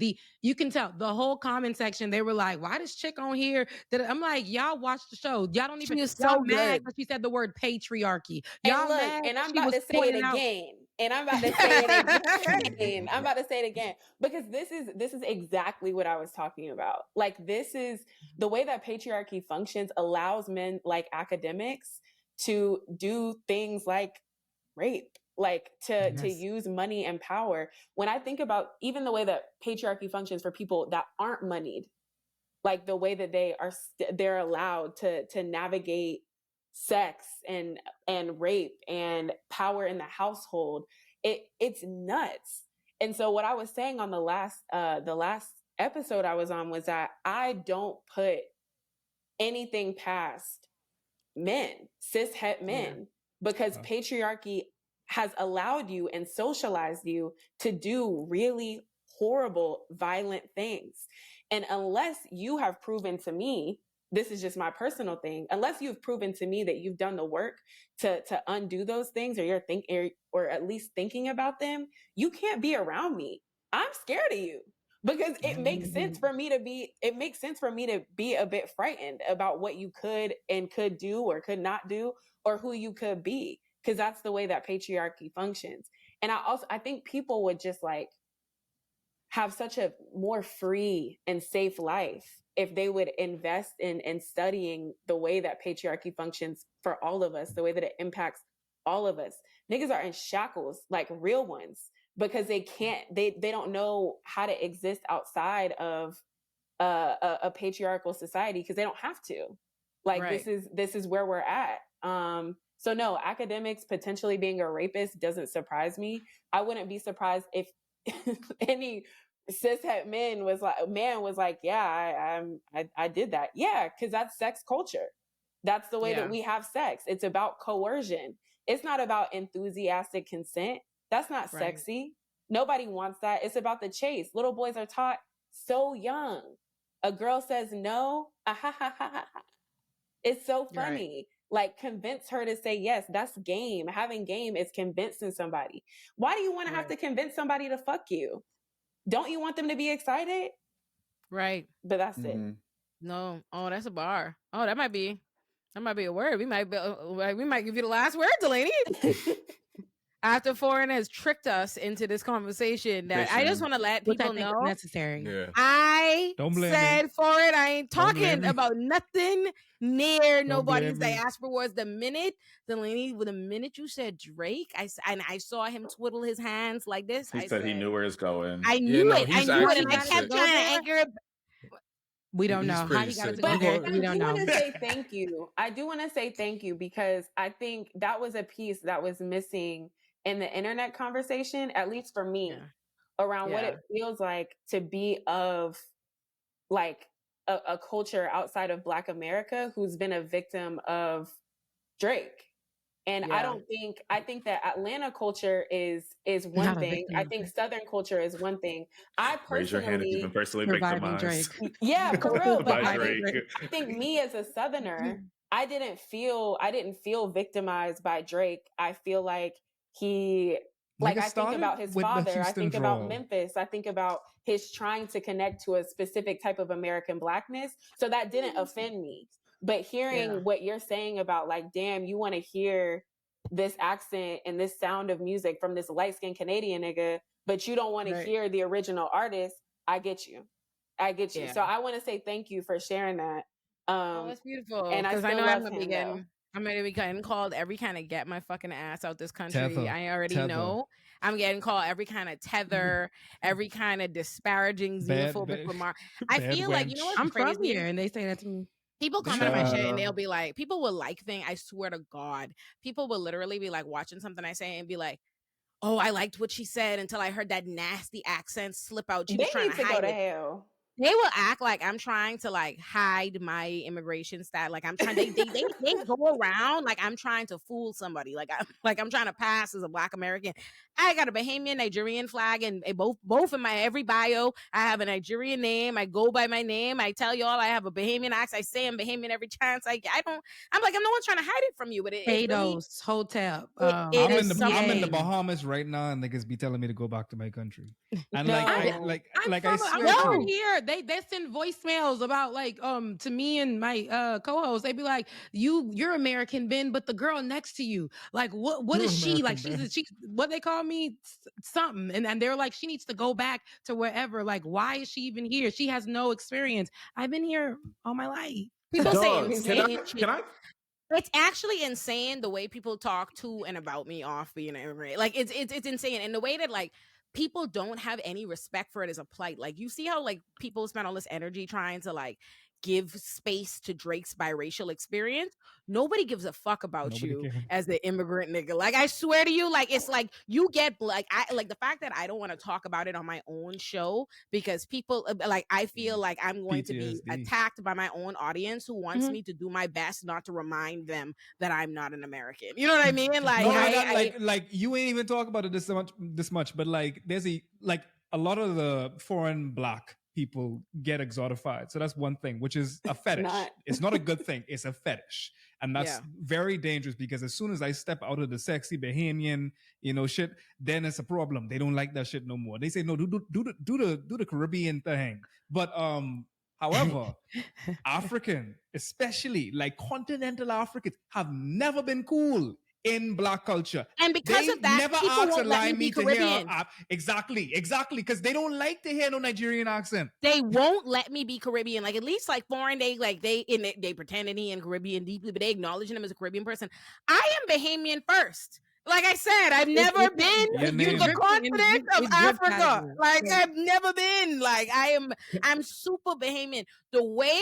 If y'all could see the way Black people talk to me in my comments about being a Nigerian, it's actually crazy. Like, let me tell you, I wish that I was Nigerian enough to feel the sting of how badly they disparage my country. Like, I go to my daddy, like, Jesus Christ. I didn't know. I really, like, it's like in the last few years, this diaspora wars, this like xenophobia, this shit has really like taken, like has really ramped up. And so like I said, I've been in America now 15 plus years and I've never experienced it the way I've been experiencing it.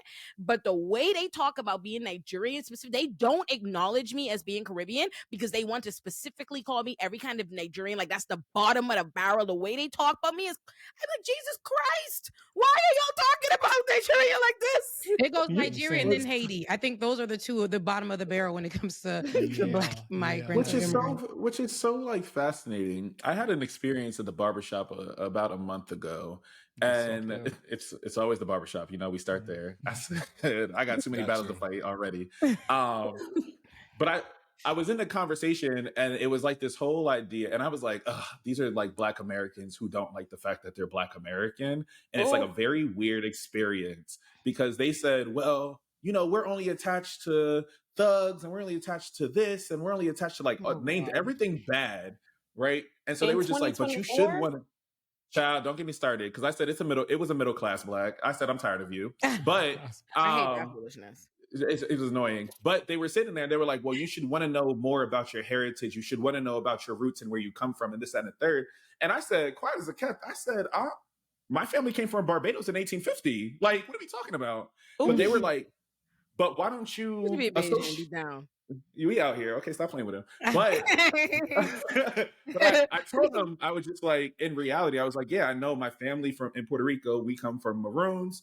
And then my family from Barbados, like, that's where we're at. We came over in the 1850s. And they were like, well, why do you identify so heavily with being a Black American? Because you at least have the privilege of being part of your race. I said, if I were ever in my life to go to Barbados and claim being Bayesian by anybody, I said, culturally, you carry your ass because you're not.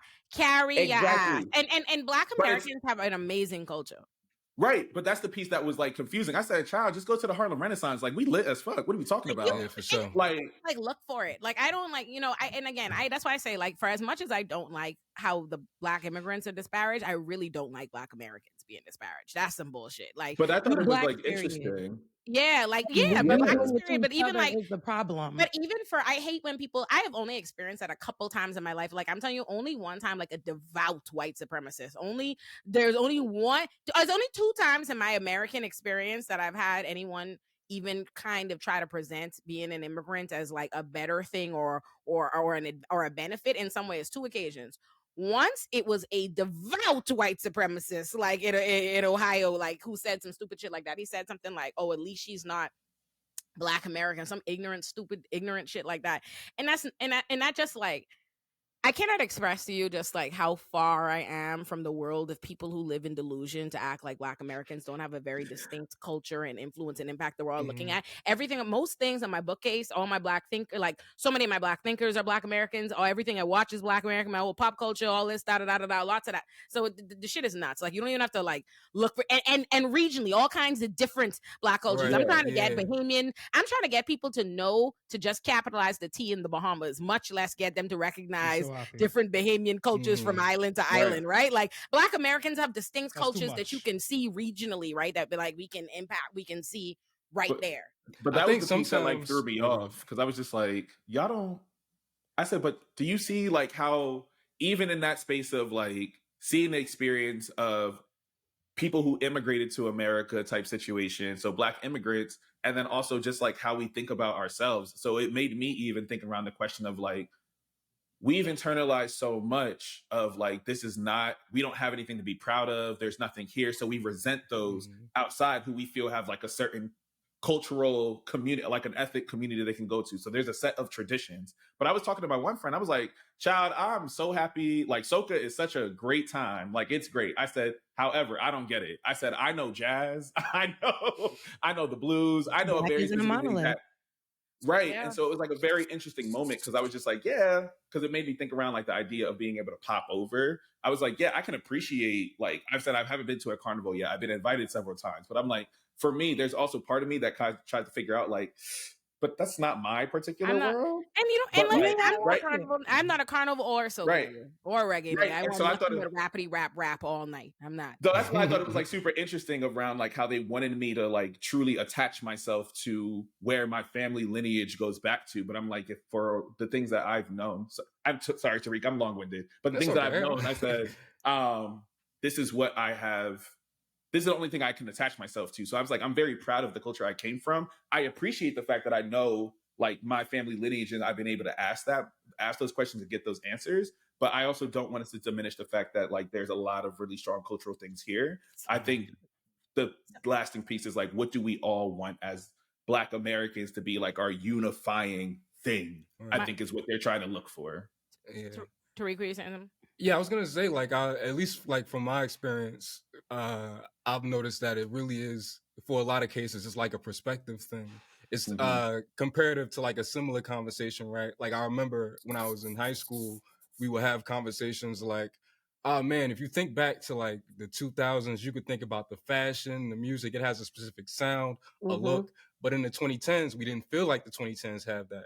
Now, I think about, hell yeah, fucking right, everything from 2014. You know what I mean? Like, now that we're out of it, there's like a perspective change. You can see what that era is. And I think to the same degree, I think like a lot of Black Americans, since they're like in it, it's just like all the negative stuff. Because that's so easy to see, right? It's easy to see all the things that like you hate and you wish like weren't attached to your name. But yeah, like I think like outside of looking in, you could definitely look and see how rich the culture is But sometimes it's difficult and it gets cloudy, I guess, when you're in it. You know what's the thing though? Oh, Delaney, go. For sure. Yes, for sure. Okay. I was just gonna mention that I think one, like being able to define like Black culture in the United States of America is like low key fucking new, right? Like in the United States, it's also a baby. Like this is in the grand scheme of things, like this is a new ass play, like the United States of America, not the continent, but this formation is new. Yeah. And then also like when you're brought up as a like a Black person in public school, at least, like you aren't learning about all the cool things that you've offered to this place. The only thing that you're understanding about yourself is slavery, and then all of the Black people that assimilated into a system that's trying to kill you. And so that's really hard. Like to go from I was a slave, this is okay, all right. You don't learn about any rebellions. You don't learn about any revolts. You don't learn about any organizing. You don't know who Ella Baker is. You damn sure don't know who James Baldwin is. You don't know Huey. You don't know any of these people. You don't even understand you don't even understand the institutions that were built for you. You don't even learn about an HBCU. You don't even learn about the importance of faith practices and Black movement. You don't know any of that stuff until until you decide, damn, like I need to go research this thing to learn about myself in the context of the United States of America. And I think that for some people, that may sound like an excuse, but I think that socialization is really like, I mean, it's how you're fucking made in America. Like it's hard. It's in the fabric. It's in your skin. And I think that the other thing about consumption, the way that like late stage capitalism is like post, I think you mentioned, Tariq, the 2000s. There is a way that like the culture, I feel like, didn't have to be consumed to be cool. But now people are broke and need some fucking money. The culture doesn't really matter unless it can sell. And so I think in the making of culture and what that means for culture in general is really important. There aren't that many culture makers. There's just a lot of culture sellers. The making of culture is not like, the making of culture isn't profitable. It's the selling of the things, the repackaging of the things that's profitable. And when you're in the belly of the beast, that's what you have to do to survive. So I think there's a lot there. I think there's a lot of nuance there. So what's interesting, right? So for like for what like Black Americans have to deal with consumerism, right? Or the way like the Black culture, like Black American culture is like commoditized, is the way that like to me that's the like one of the firm ways that like white supremacy has its foot on the Black Americans' neck, right? But for Black Caribbean people, right, or like specifically like Bahamians, or the place what we have is tourism, like sold us, like fed to us, like so here's the thing. Black Caribbean people are also like in the Bahamas, we are not taught shit about like our real history either. And like what's crazy I think, first of all, I want to say this, like Black Americans, my best friend Nia is a Black American, and she'll tell you all the time, like she don't care nothing about where anybody descend from. She's like, I'm American, my people are from Philly, da da da da. I'm like, you know what I mean? And I think that there's that there is enough right here in Black Americans culture. There's enough. Like there's enough. Like they don't have to feel like they need to seek anything else, right? In the same way, I'm never gonna take an ancestry test because I don't give a fuck. I know enough between the Bahamas and Nigeria that my daddy is Nigerian and my Bahamas to feel covered. I've got enough rich of a culture that I haven't dived into. And the same thing is true of Black Americans. Black Americans have enough right here to feel like they have enough in Black American culture. And that's just true. And that's seen, right? Like when you think about it, the reason why like I think there can be so much resentment both different ways is how everybody is viewing, all these Black people around the world are all viewing ourselves through not only like fragmented lenses, but like ones that we've been handed, right? By like, so much of the Black globe sees that like, for what a Black Americans view, right, as like, okay, we have our little Black nation, we have our this, and Black Americans don't have that, right? But like when you say like, okay, America's a baby, the Bahamas is foreign. I'm a bad Bahamian. What's our independence? How old we could be this year? Stop. Oh shit. You see, we not even. Not y'all don't know. He's 50. there. I want to say 51. Fuck, we could be 51 why this year. I think it was our 50 anniversary. 51. We have 51 years of independence. Like I said, we are from a 21 by 7 mile long 51-year-old nation.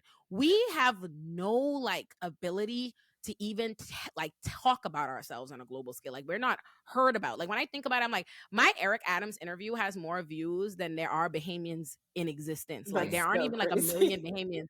We're a small people. You see what I'm saying? So it's not like, so for the rest of the Black globe, it's like there's a large Black globe that only gets to see Blackness presented as the Black American experience. And we're from little nations and America's a superpower. So for a world superpower. So from what like it's perceived as like, okay, we have this Black nation or a Black culture we could run around. But what we have is really tiny nations that are disregarded and overrun by the rest of the world that like literally uses us and sees us as nothing but their vacation spots. And we are force fed in our schools, like in our schooling system. Think about it, what the British has taught us. Like we are force fed that our job is to be is to please tourists, like in our schools. Like most Bahamians are getting their jobs in hospitality. Like we were educated. I think about this all the time because it's shit that I realize now as an adult that I could not realize as a kid in school, right? But we were taught history from this book called Making of the Bahamas. You don't remember Making of the Bahamas? I try to figure out. That's the white one, like the little white textbook, or the blue one. It's like turquoise. And the blue one. Alan Murray wrote it. That was my history teacher. Yeah, the white boy.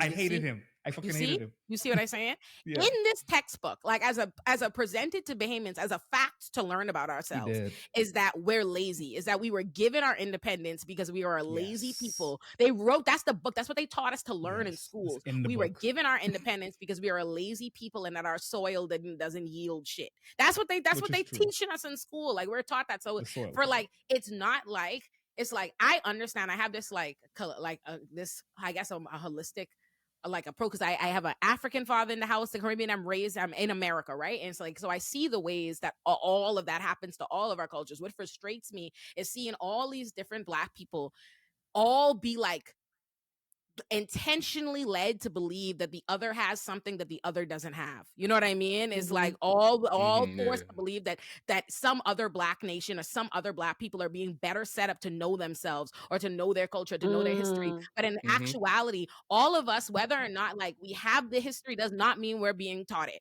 We are not being taught about slavery and shit in the Bahamas in the same way. We're not being taught about all these different things. We're not being taught. We don't realize, Bahamians don't even realize the fact, like I always thought like white Bahamians are the minority, right? Like in numbers, right? So I'm not thinking about them. And like as a kid, I cannot see what power that they occupy on us. As an adult, I can now see that all the white Bahamians fucking occupy. They live in a whole different sets of the islands away from us, segregate themselves. They have all kind of power and shit that we don't know. You know what I mean? So it's like there are ways in which that we just don't see it or not being told. So that I think is the thing is frustrating. It's like not us, not all, and it's not our fault. That's what I'm saying. It's not our fault. That's why I get sad when I see us like arguing with each other in diaspora wars, because we're all arguing based on the one piece of information we know from our Black experience that we're holding to the chest, that we feel affronted by, and we're like we're lashing out at each other. Which is so fascinating. You keep talking about how your dad is Nigerian, and my brother did his ancestry, and we got a really hefty percentage. Girl, not at 23 and me. Be related. We got cousins. I love it, sis. My mama is red. That's a great point. Yeah, but you see, that's a great point that you're bringing up, Olay. Like even for me, in my culture, though, y'all talking about ancestry and stuff. Word of mouth in my family, because my uncle, my uncle and my grandfather, blue eyes, curly hair. His father, he don't know, was allegedly Cambodian. So even there, but we identify 100%. And why we speak the language that we speak is Creole, because we identify with being Haitian through and through and through. But even in Haiti, like I said, there are places where my uncle fit in so well because of what he looks like.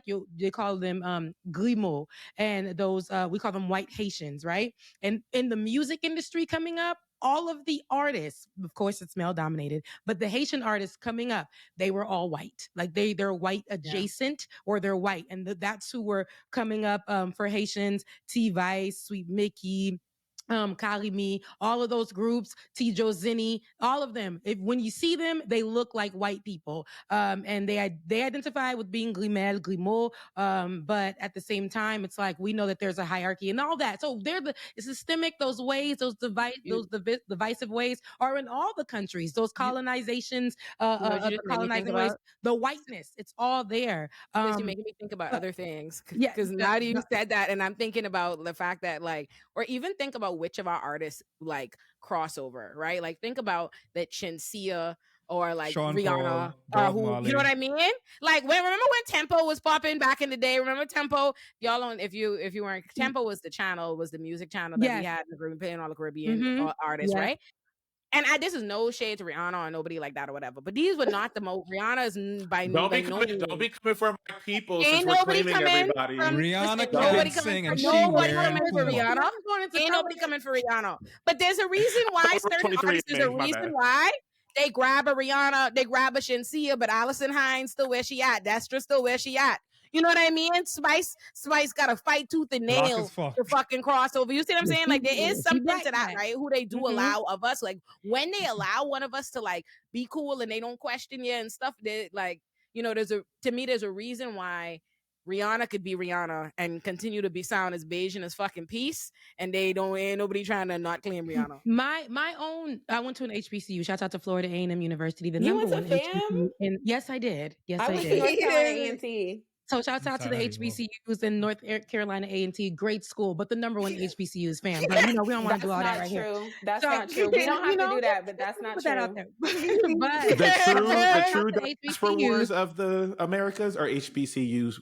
Beefs. Right. That's what it really is. It is. But we family. Where the real division only comes. we can do that. Nobody else. But I'll say this, even in my school, my university, which I love so much. And when you were talking about the lady that Blackness, you know, some people had to learn. I only knew being Black from being in South Florida, where it's predominantly, in how I seen it in my world, Caribbean. I went to a Haitian church. The school that I went to, all my friends were Haitians. That's all I knew. We spoke Creole, and then I went off to college. You know, I had Black American friends there too, but my core, everything was Haitian. I went off to college at FAM, and that's when my world really opened up. I never knew that there were other Black people. I was meeting Black people who were from London. I was meeting Black people who were so like funny. Nigerian and African, like all of the things from all types of the island, from everywhere in the islands, places that I never heard about. In it the was Caribbean. Just Haitians, sis. And it was just Haitians around you, not even other islands in the world. That's what I thought. And so that's so funny.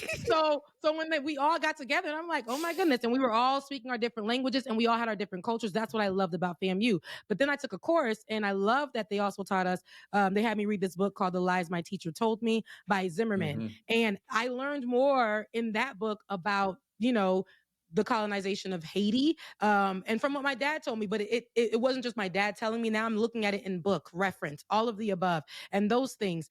And then graduating my in journalism, broadcast journalism, my undergrad degree, and my professor pulled me to the side. He says, "You are one of the most skilled here," because I did TV journalism in middle school and in high school. So going there, I already had that under my belt. He's like, "You are one of the most talented here. You read the prompter very well. You carry yourself well, you know how to inflect in your voice." But he said, "I'm just going to have to tell you, I'm going to have to be real." And mind you, this was in 2011, 12, right before I graduated undergrad. He had to pull me to the side, and he was like, "Listen, but you dark skinned."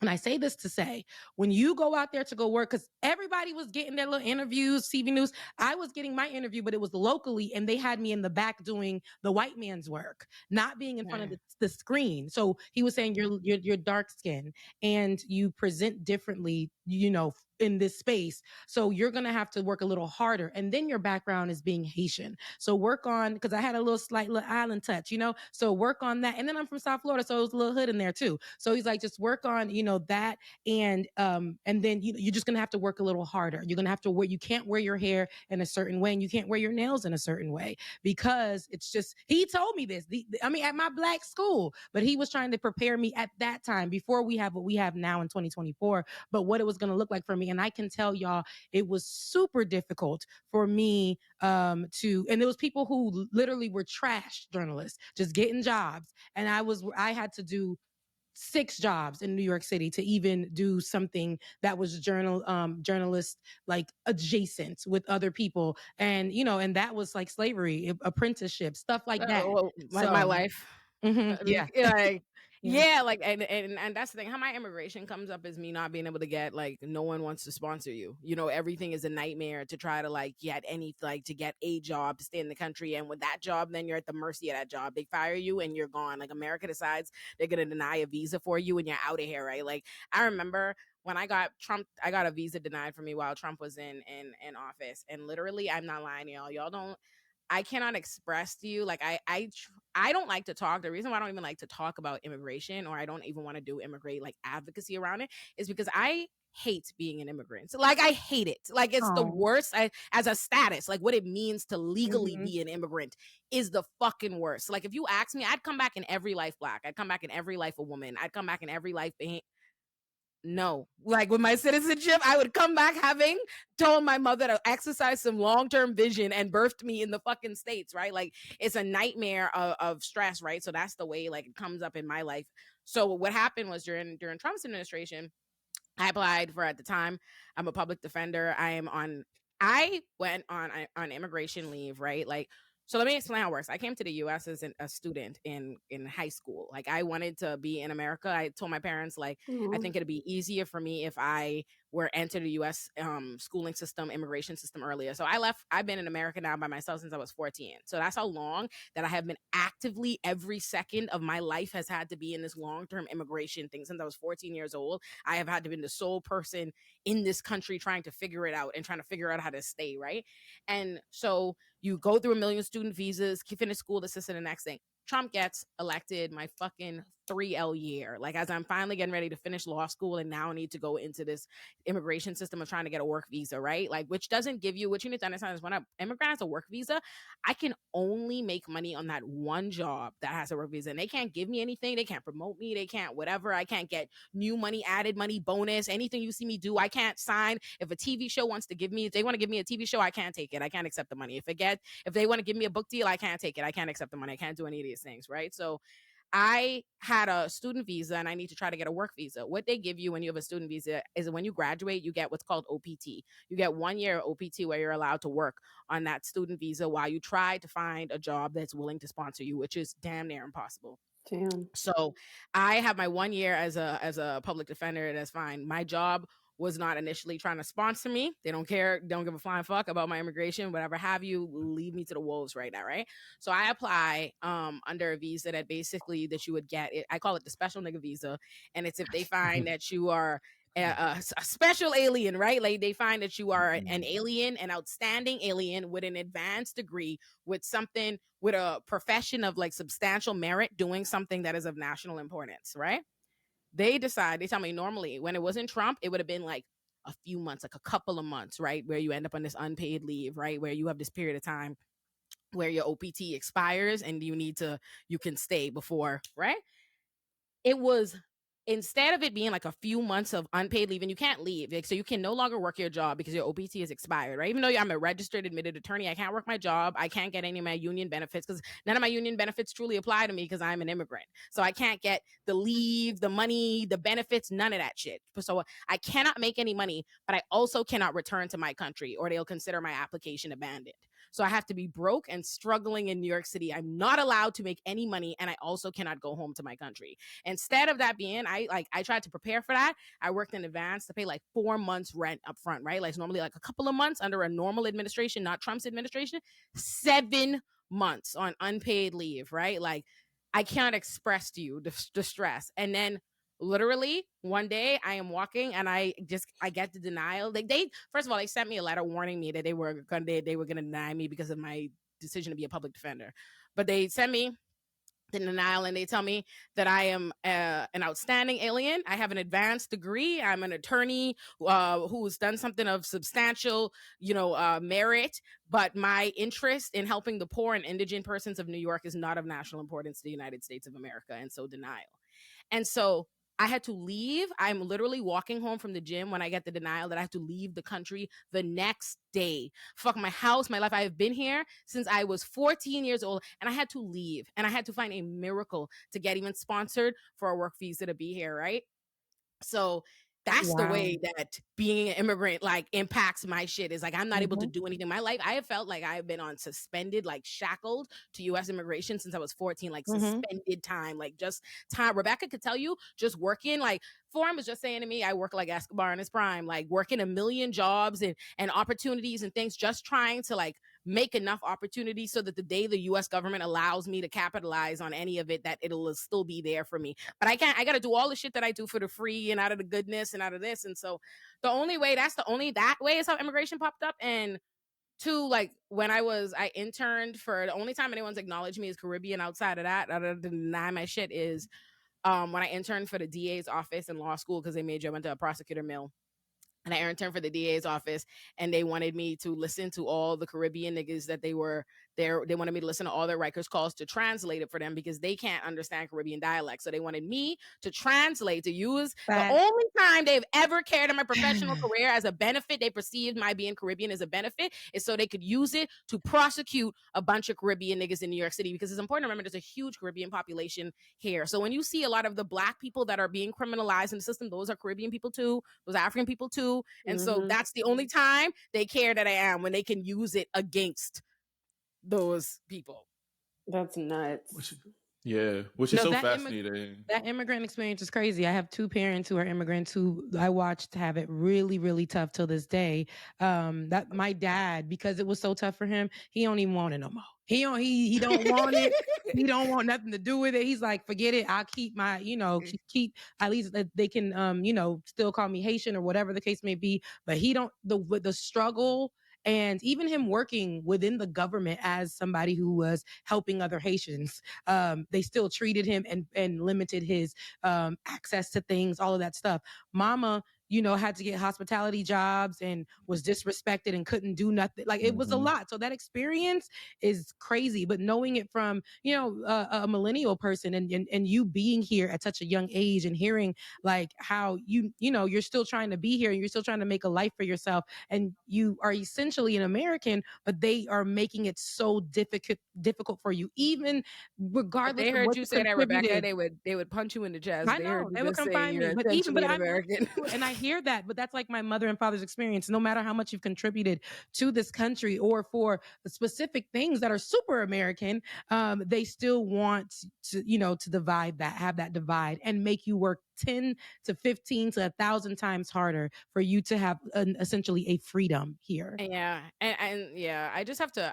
I'm just trying to do my best to make sure that I don't let being personally like that struggle, my immigration struggle, is like literally the bane of my existence. So I try not to like let that upset combine with me receiving all this xenophobia make me become a fucking agent of white supremacy and start lashing out, you know what I mean, on my niggas whose fault is that. That's really what it be for me. That's why I'd be like, I just want to stay away from diaspora wars conversation, because I don't want you to catch me in the middle of a bad, I'm upset about day. Being in like shit day, you know what I mean, and blah blah blah. Because like I said, there's no one can speak to that experience, right? Like, it's actually super interesting. Like, one, kudos to you, because I think about you a lot in terms of like the work that you do. No, because honestly, I was like, now if they try some fuck shit with Olay after this little Eric Adams situation, like, yeah. But I think about it a lot of just like the risk of what your platform represents, and what a lot of us do is really speaking truth to power. And so when we do this kind of stuff, there is like this space of like, I know I still have the privilege of being able to, you ain't sending me no fucking where, like, right? So I can still talk my shit, but like, you really take that extra risk. So I commend you for the platform that you built, because I would have been like, all right, what can I actually talk about? What can I not talk about? And that shows to you more your commitment. The other piece is also just thinking around, like, for me growing up, like being originally from Reading, PA, it's a huge city with a large undocumented population. And so for them, it's like, the only job that a lot of people had were being exploited in the factories or working in the mushroom factories as well. And so it's just like they are getting jobs where it's probably like $1 and some change that they're like working. And I looked at like a lot of my peers who were growing up. And so it's just like, oh, so once some students were able to get like their DACA certification and stuff like that. But a lot of them were just like, yeah, we are barely making it because it's going to take it took them 16 years before they even could get like a green card. It took them a couple years before even being able to think around like, all right, what does college look like now? Right. Because even college acceptances have not created like a strong enough system to really think around how do we get undocumented people into becoming productive members of society, right? Yeah. And so I think it's like a very interesting piece because I say all that because I think a lot of the times they forget that Black people can be immigrants too, and they're actually the largest group of people who are targeted within the United States for a lot of these issues. And so I think the ability to continue to tell stories, but our ability to listen. That's why I'm just like, as we were all talking throughout this conversation today, I'm like, yeah, as you were telling me about some of the stories around how Bahamian people are being represented within pop culture and media and education, the same shit can be said about Black Americans. We just learned like Haitians are experiencing this thing. Southern Black people we consider them dumb, right? Like the thing around how we are thinking around how, again, my family's from Charleston, so like I don't consider him dumb, but like just I know, but it's just like being mindful of the fact that like so many of it is like a gross miseducation of how everybody's perspectives on each other, but also just shows the lack of humanity that we have to listen to each other's stories because we're so just like, yeah, back in this one time, this thing happened. But systemically, as you were all talking, I was like, damn, so there's a miseducation in school. There's a lack of proper representation in pop culture, in music, and art, and media, and all of that. And so I think hopefully, again, I'm thinking around the consumers of people who are listening to this are like, hey, like listen to all of the 6 very different Black experiences and different nuances that we have, even regionally. Tariq, I don't know where you're from, but like... I'm from Jersey, Newark, New Jersey.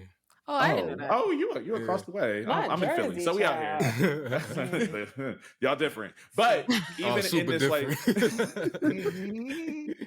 But like even in this conversation, I'm like listening and I'm just like, oh, this is I still think as content creators, we are able to like continue to complicate this Black narrative that we have across the diaspora, but also like we were able to like all engage in a different level of storytelling from very particular lived experiences.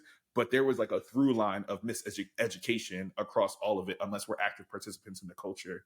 And so I think like that's the piece for me that I think about hearing these stories and just like sit with nuance, don't sit with the basic shit anymore, sit with different people and be able to actually learn, and you'll see there's a commonality and we'll be more powerful that way at the end of it. So, and if for no other reason than to be more powerful, right? Like there's a reason why, like when you say that, right, it's like, yes, I've been saying that, is that immigration is a Black issue in America. The immigrants that are very treated the worst, the messaging around immigration, all the progressive reforms or discussions around immigration are always like targeted towards the Latino community, and the discussions around mistreatment of immigrants is always about the Latino community. And I'm not knocking them. That's good on them on their messaging, right?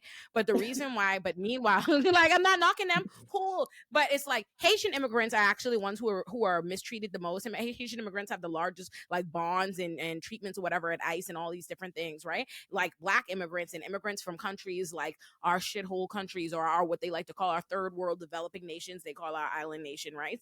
But the problem is, like I said, it's intentionally, Black Americans are intentionally being fed xenophobia by a white America that does not want them to have any power, does not want them to be able to consolidate power. There's a reason why white America embraced their white immigrant, their European communities, why they make it easier for them to immigrate or whatever, because that creates more power for them. Black people, imagine if we had the voting power of all these Black immigrant communities, right? Like if all these Black immigrants in this country had rights, if they could vote, if we were all brought in, if we had a more unifying solidarity mission, right? If we were trying to understand each other, but we're intentionally being educated against one another, right? So you're just not going to be...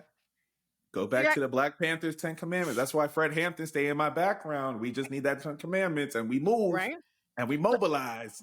And we got to get there, right? Because even if I can't message effectively around telling people immigration is a bad issue, a Black issue, if Black people here believe that the immigrants are their enemy, Black immigrants are their enemy, right? So then they don't care. They don't see that if they see it as separate. That's why the first thing we have to do is unite us. And it goes both ways. Delaney. Yeah. Delaney, talk. No, yeah. I agree. I do. Shout out to Baji. an organization that does immigration work for Black people specifically. Shout out to Baji. You know, you said, you know, what if all these Black people could have rights to vote? And I don't know if that would even really help, you know, because a lot of people coming over here. I'm not putting. I know. It just this is not a conversation about electoral politics or voting or anything like that. It just made me think about how conservative Black people are in America, and then also like immigrants that are coming here that are like, yo, like, I need to assimilate in this way. Sorry. That made me, you know, it just made me chuckle. It made me feel a thing. But I also do think that a lot of Black folks, Black Americans, when they think about immigration, they are not thinking about Black people. Like, that is not the image that's popping into their head. To the point about stories and storytelling and narrative, absolutely fucking not. It's just not happening. So I think there is a lot of messaging that has to be done around immigration being a Black issue. And I think folks are doing their best. I think Baji's doing its best. I think there's some other organizations, but you know, in North Carolina, at least being in the South, a lot of the immigrants that I come into contact with are Hispanic. And then I didn't realize it was like such a culture shock for me moving to New York and living in Little Haiti. I was like, that's where I live. What? Yeah, I know you lived up the block. But I was like, what is going on here? There are 1,000 flags. People are speaking 25 different languages. Haitians in their flags. Yes. Crazy. And I literally was so shook. But that's how my best friend felt when she moved in from upstate. Yeah, I was like, what's going on? And why is everyone speaking different languages at the same time? And like, you know, but that whole experience of being there and meeting people, because I feel like I stayed in Flatbush. Like, I didn't really go too many places unless I was with my friends. So a lot of my interactions, I was always like, where are you from? Like, people were asking me where I'm from. Like, are you from, what did they always say? It wasn't Trinidad. Was it the Virgin Islands? Something where light-skinned people are at. They're everywhere. Probably in the French metropole or something. Yeah, there's a specific place where everybody kept saying light-skinned people are everywhere, but you know what I mean. And I know what you're explaining. I want you to know, y'all are quite literally everywhere. If I show you my mother, y'all, you look more like my mom and me. I believe it, but I'm saying like it was just I had the best conversations about what it meant to be Black and an immigrant in New York with people that were living in the neighborhood. That had been there for such a long time. It was nuts. But I did have to keep explaining that I was Black and that I was American Black. And I was trying to explain what it is to be plantation Black and how you can come, you know what I mean? You can come and be a little yellow at the end, but that does not mean that my mama is white. So we were having a lot of those conversations about Blackness. And Caribbean people, again, and Caribbean people, they know that. Look at my mama. So why was they trying to play me then? What was going on? They were trying to educate each other. I told you, yes, and she's a full Bahamian lady, a full Bahamian Black lady. She's not white at all. She looked like my auntie. Like, you see, like she told me like a woman and she do. My mommy look like a pipe from don't she? Because she is, yes. She really do. She said she up the street. She got Nigerian, but that's the Bahamian side. Look, that's exactly. And you see, man, and my book everywhere. I might got a little something. I might got a little all from the same place. Let me go check the numbers. I told you Cambodian somewhere in the line for me. I don't know. Maybe it might be the beads. I really don't, but it's somewhere.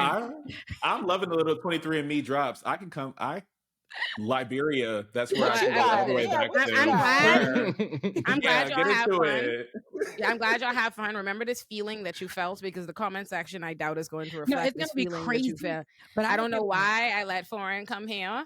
You need to read Baji. I'm glad Tariq decided to quiet and protect himself. Watch all Tariq people are gonna be so mad. They're gonna be like, "Oh my god, I was so excited to hear Tariq and I didn't get to hear him talk. Y'all didn't let him talk." Tariq does not want to talk. Tariq is protecting himself. Foreign is gonna get a strongly worded letter. He's saying, I'm scared of the 8os people. They're gonna be like, we're a bad representation of Black Americans. You can weed them out. Let me tell you something. People be so mad. Like, I actually, again, I go to my way. I represent. There are three Black men or mask presented people on every episode, right?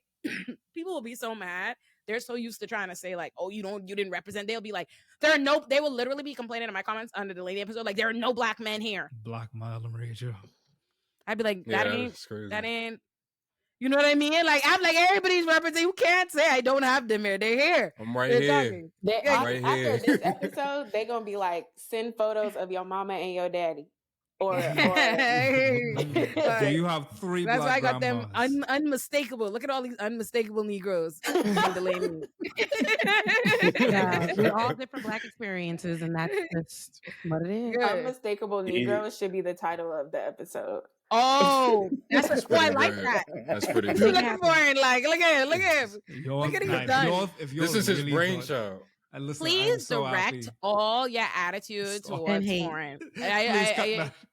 Please go to foreign. Direct it all at foreign. Thank you for this exceptionally long episode. Comments? Not only did you trick me into talking to what I didn't want to talk about, but it's a long episode. You didn't even have the nerve to let it be a good 30-minute walk. Like, I can't stand you. We tried to go to academics and we came right back. Yeah, that was the pivot back. I tried to pivot. They said nah. Everyone said nah. We knew that. They're like, back to it. Let's get back to it. Oh no.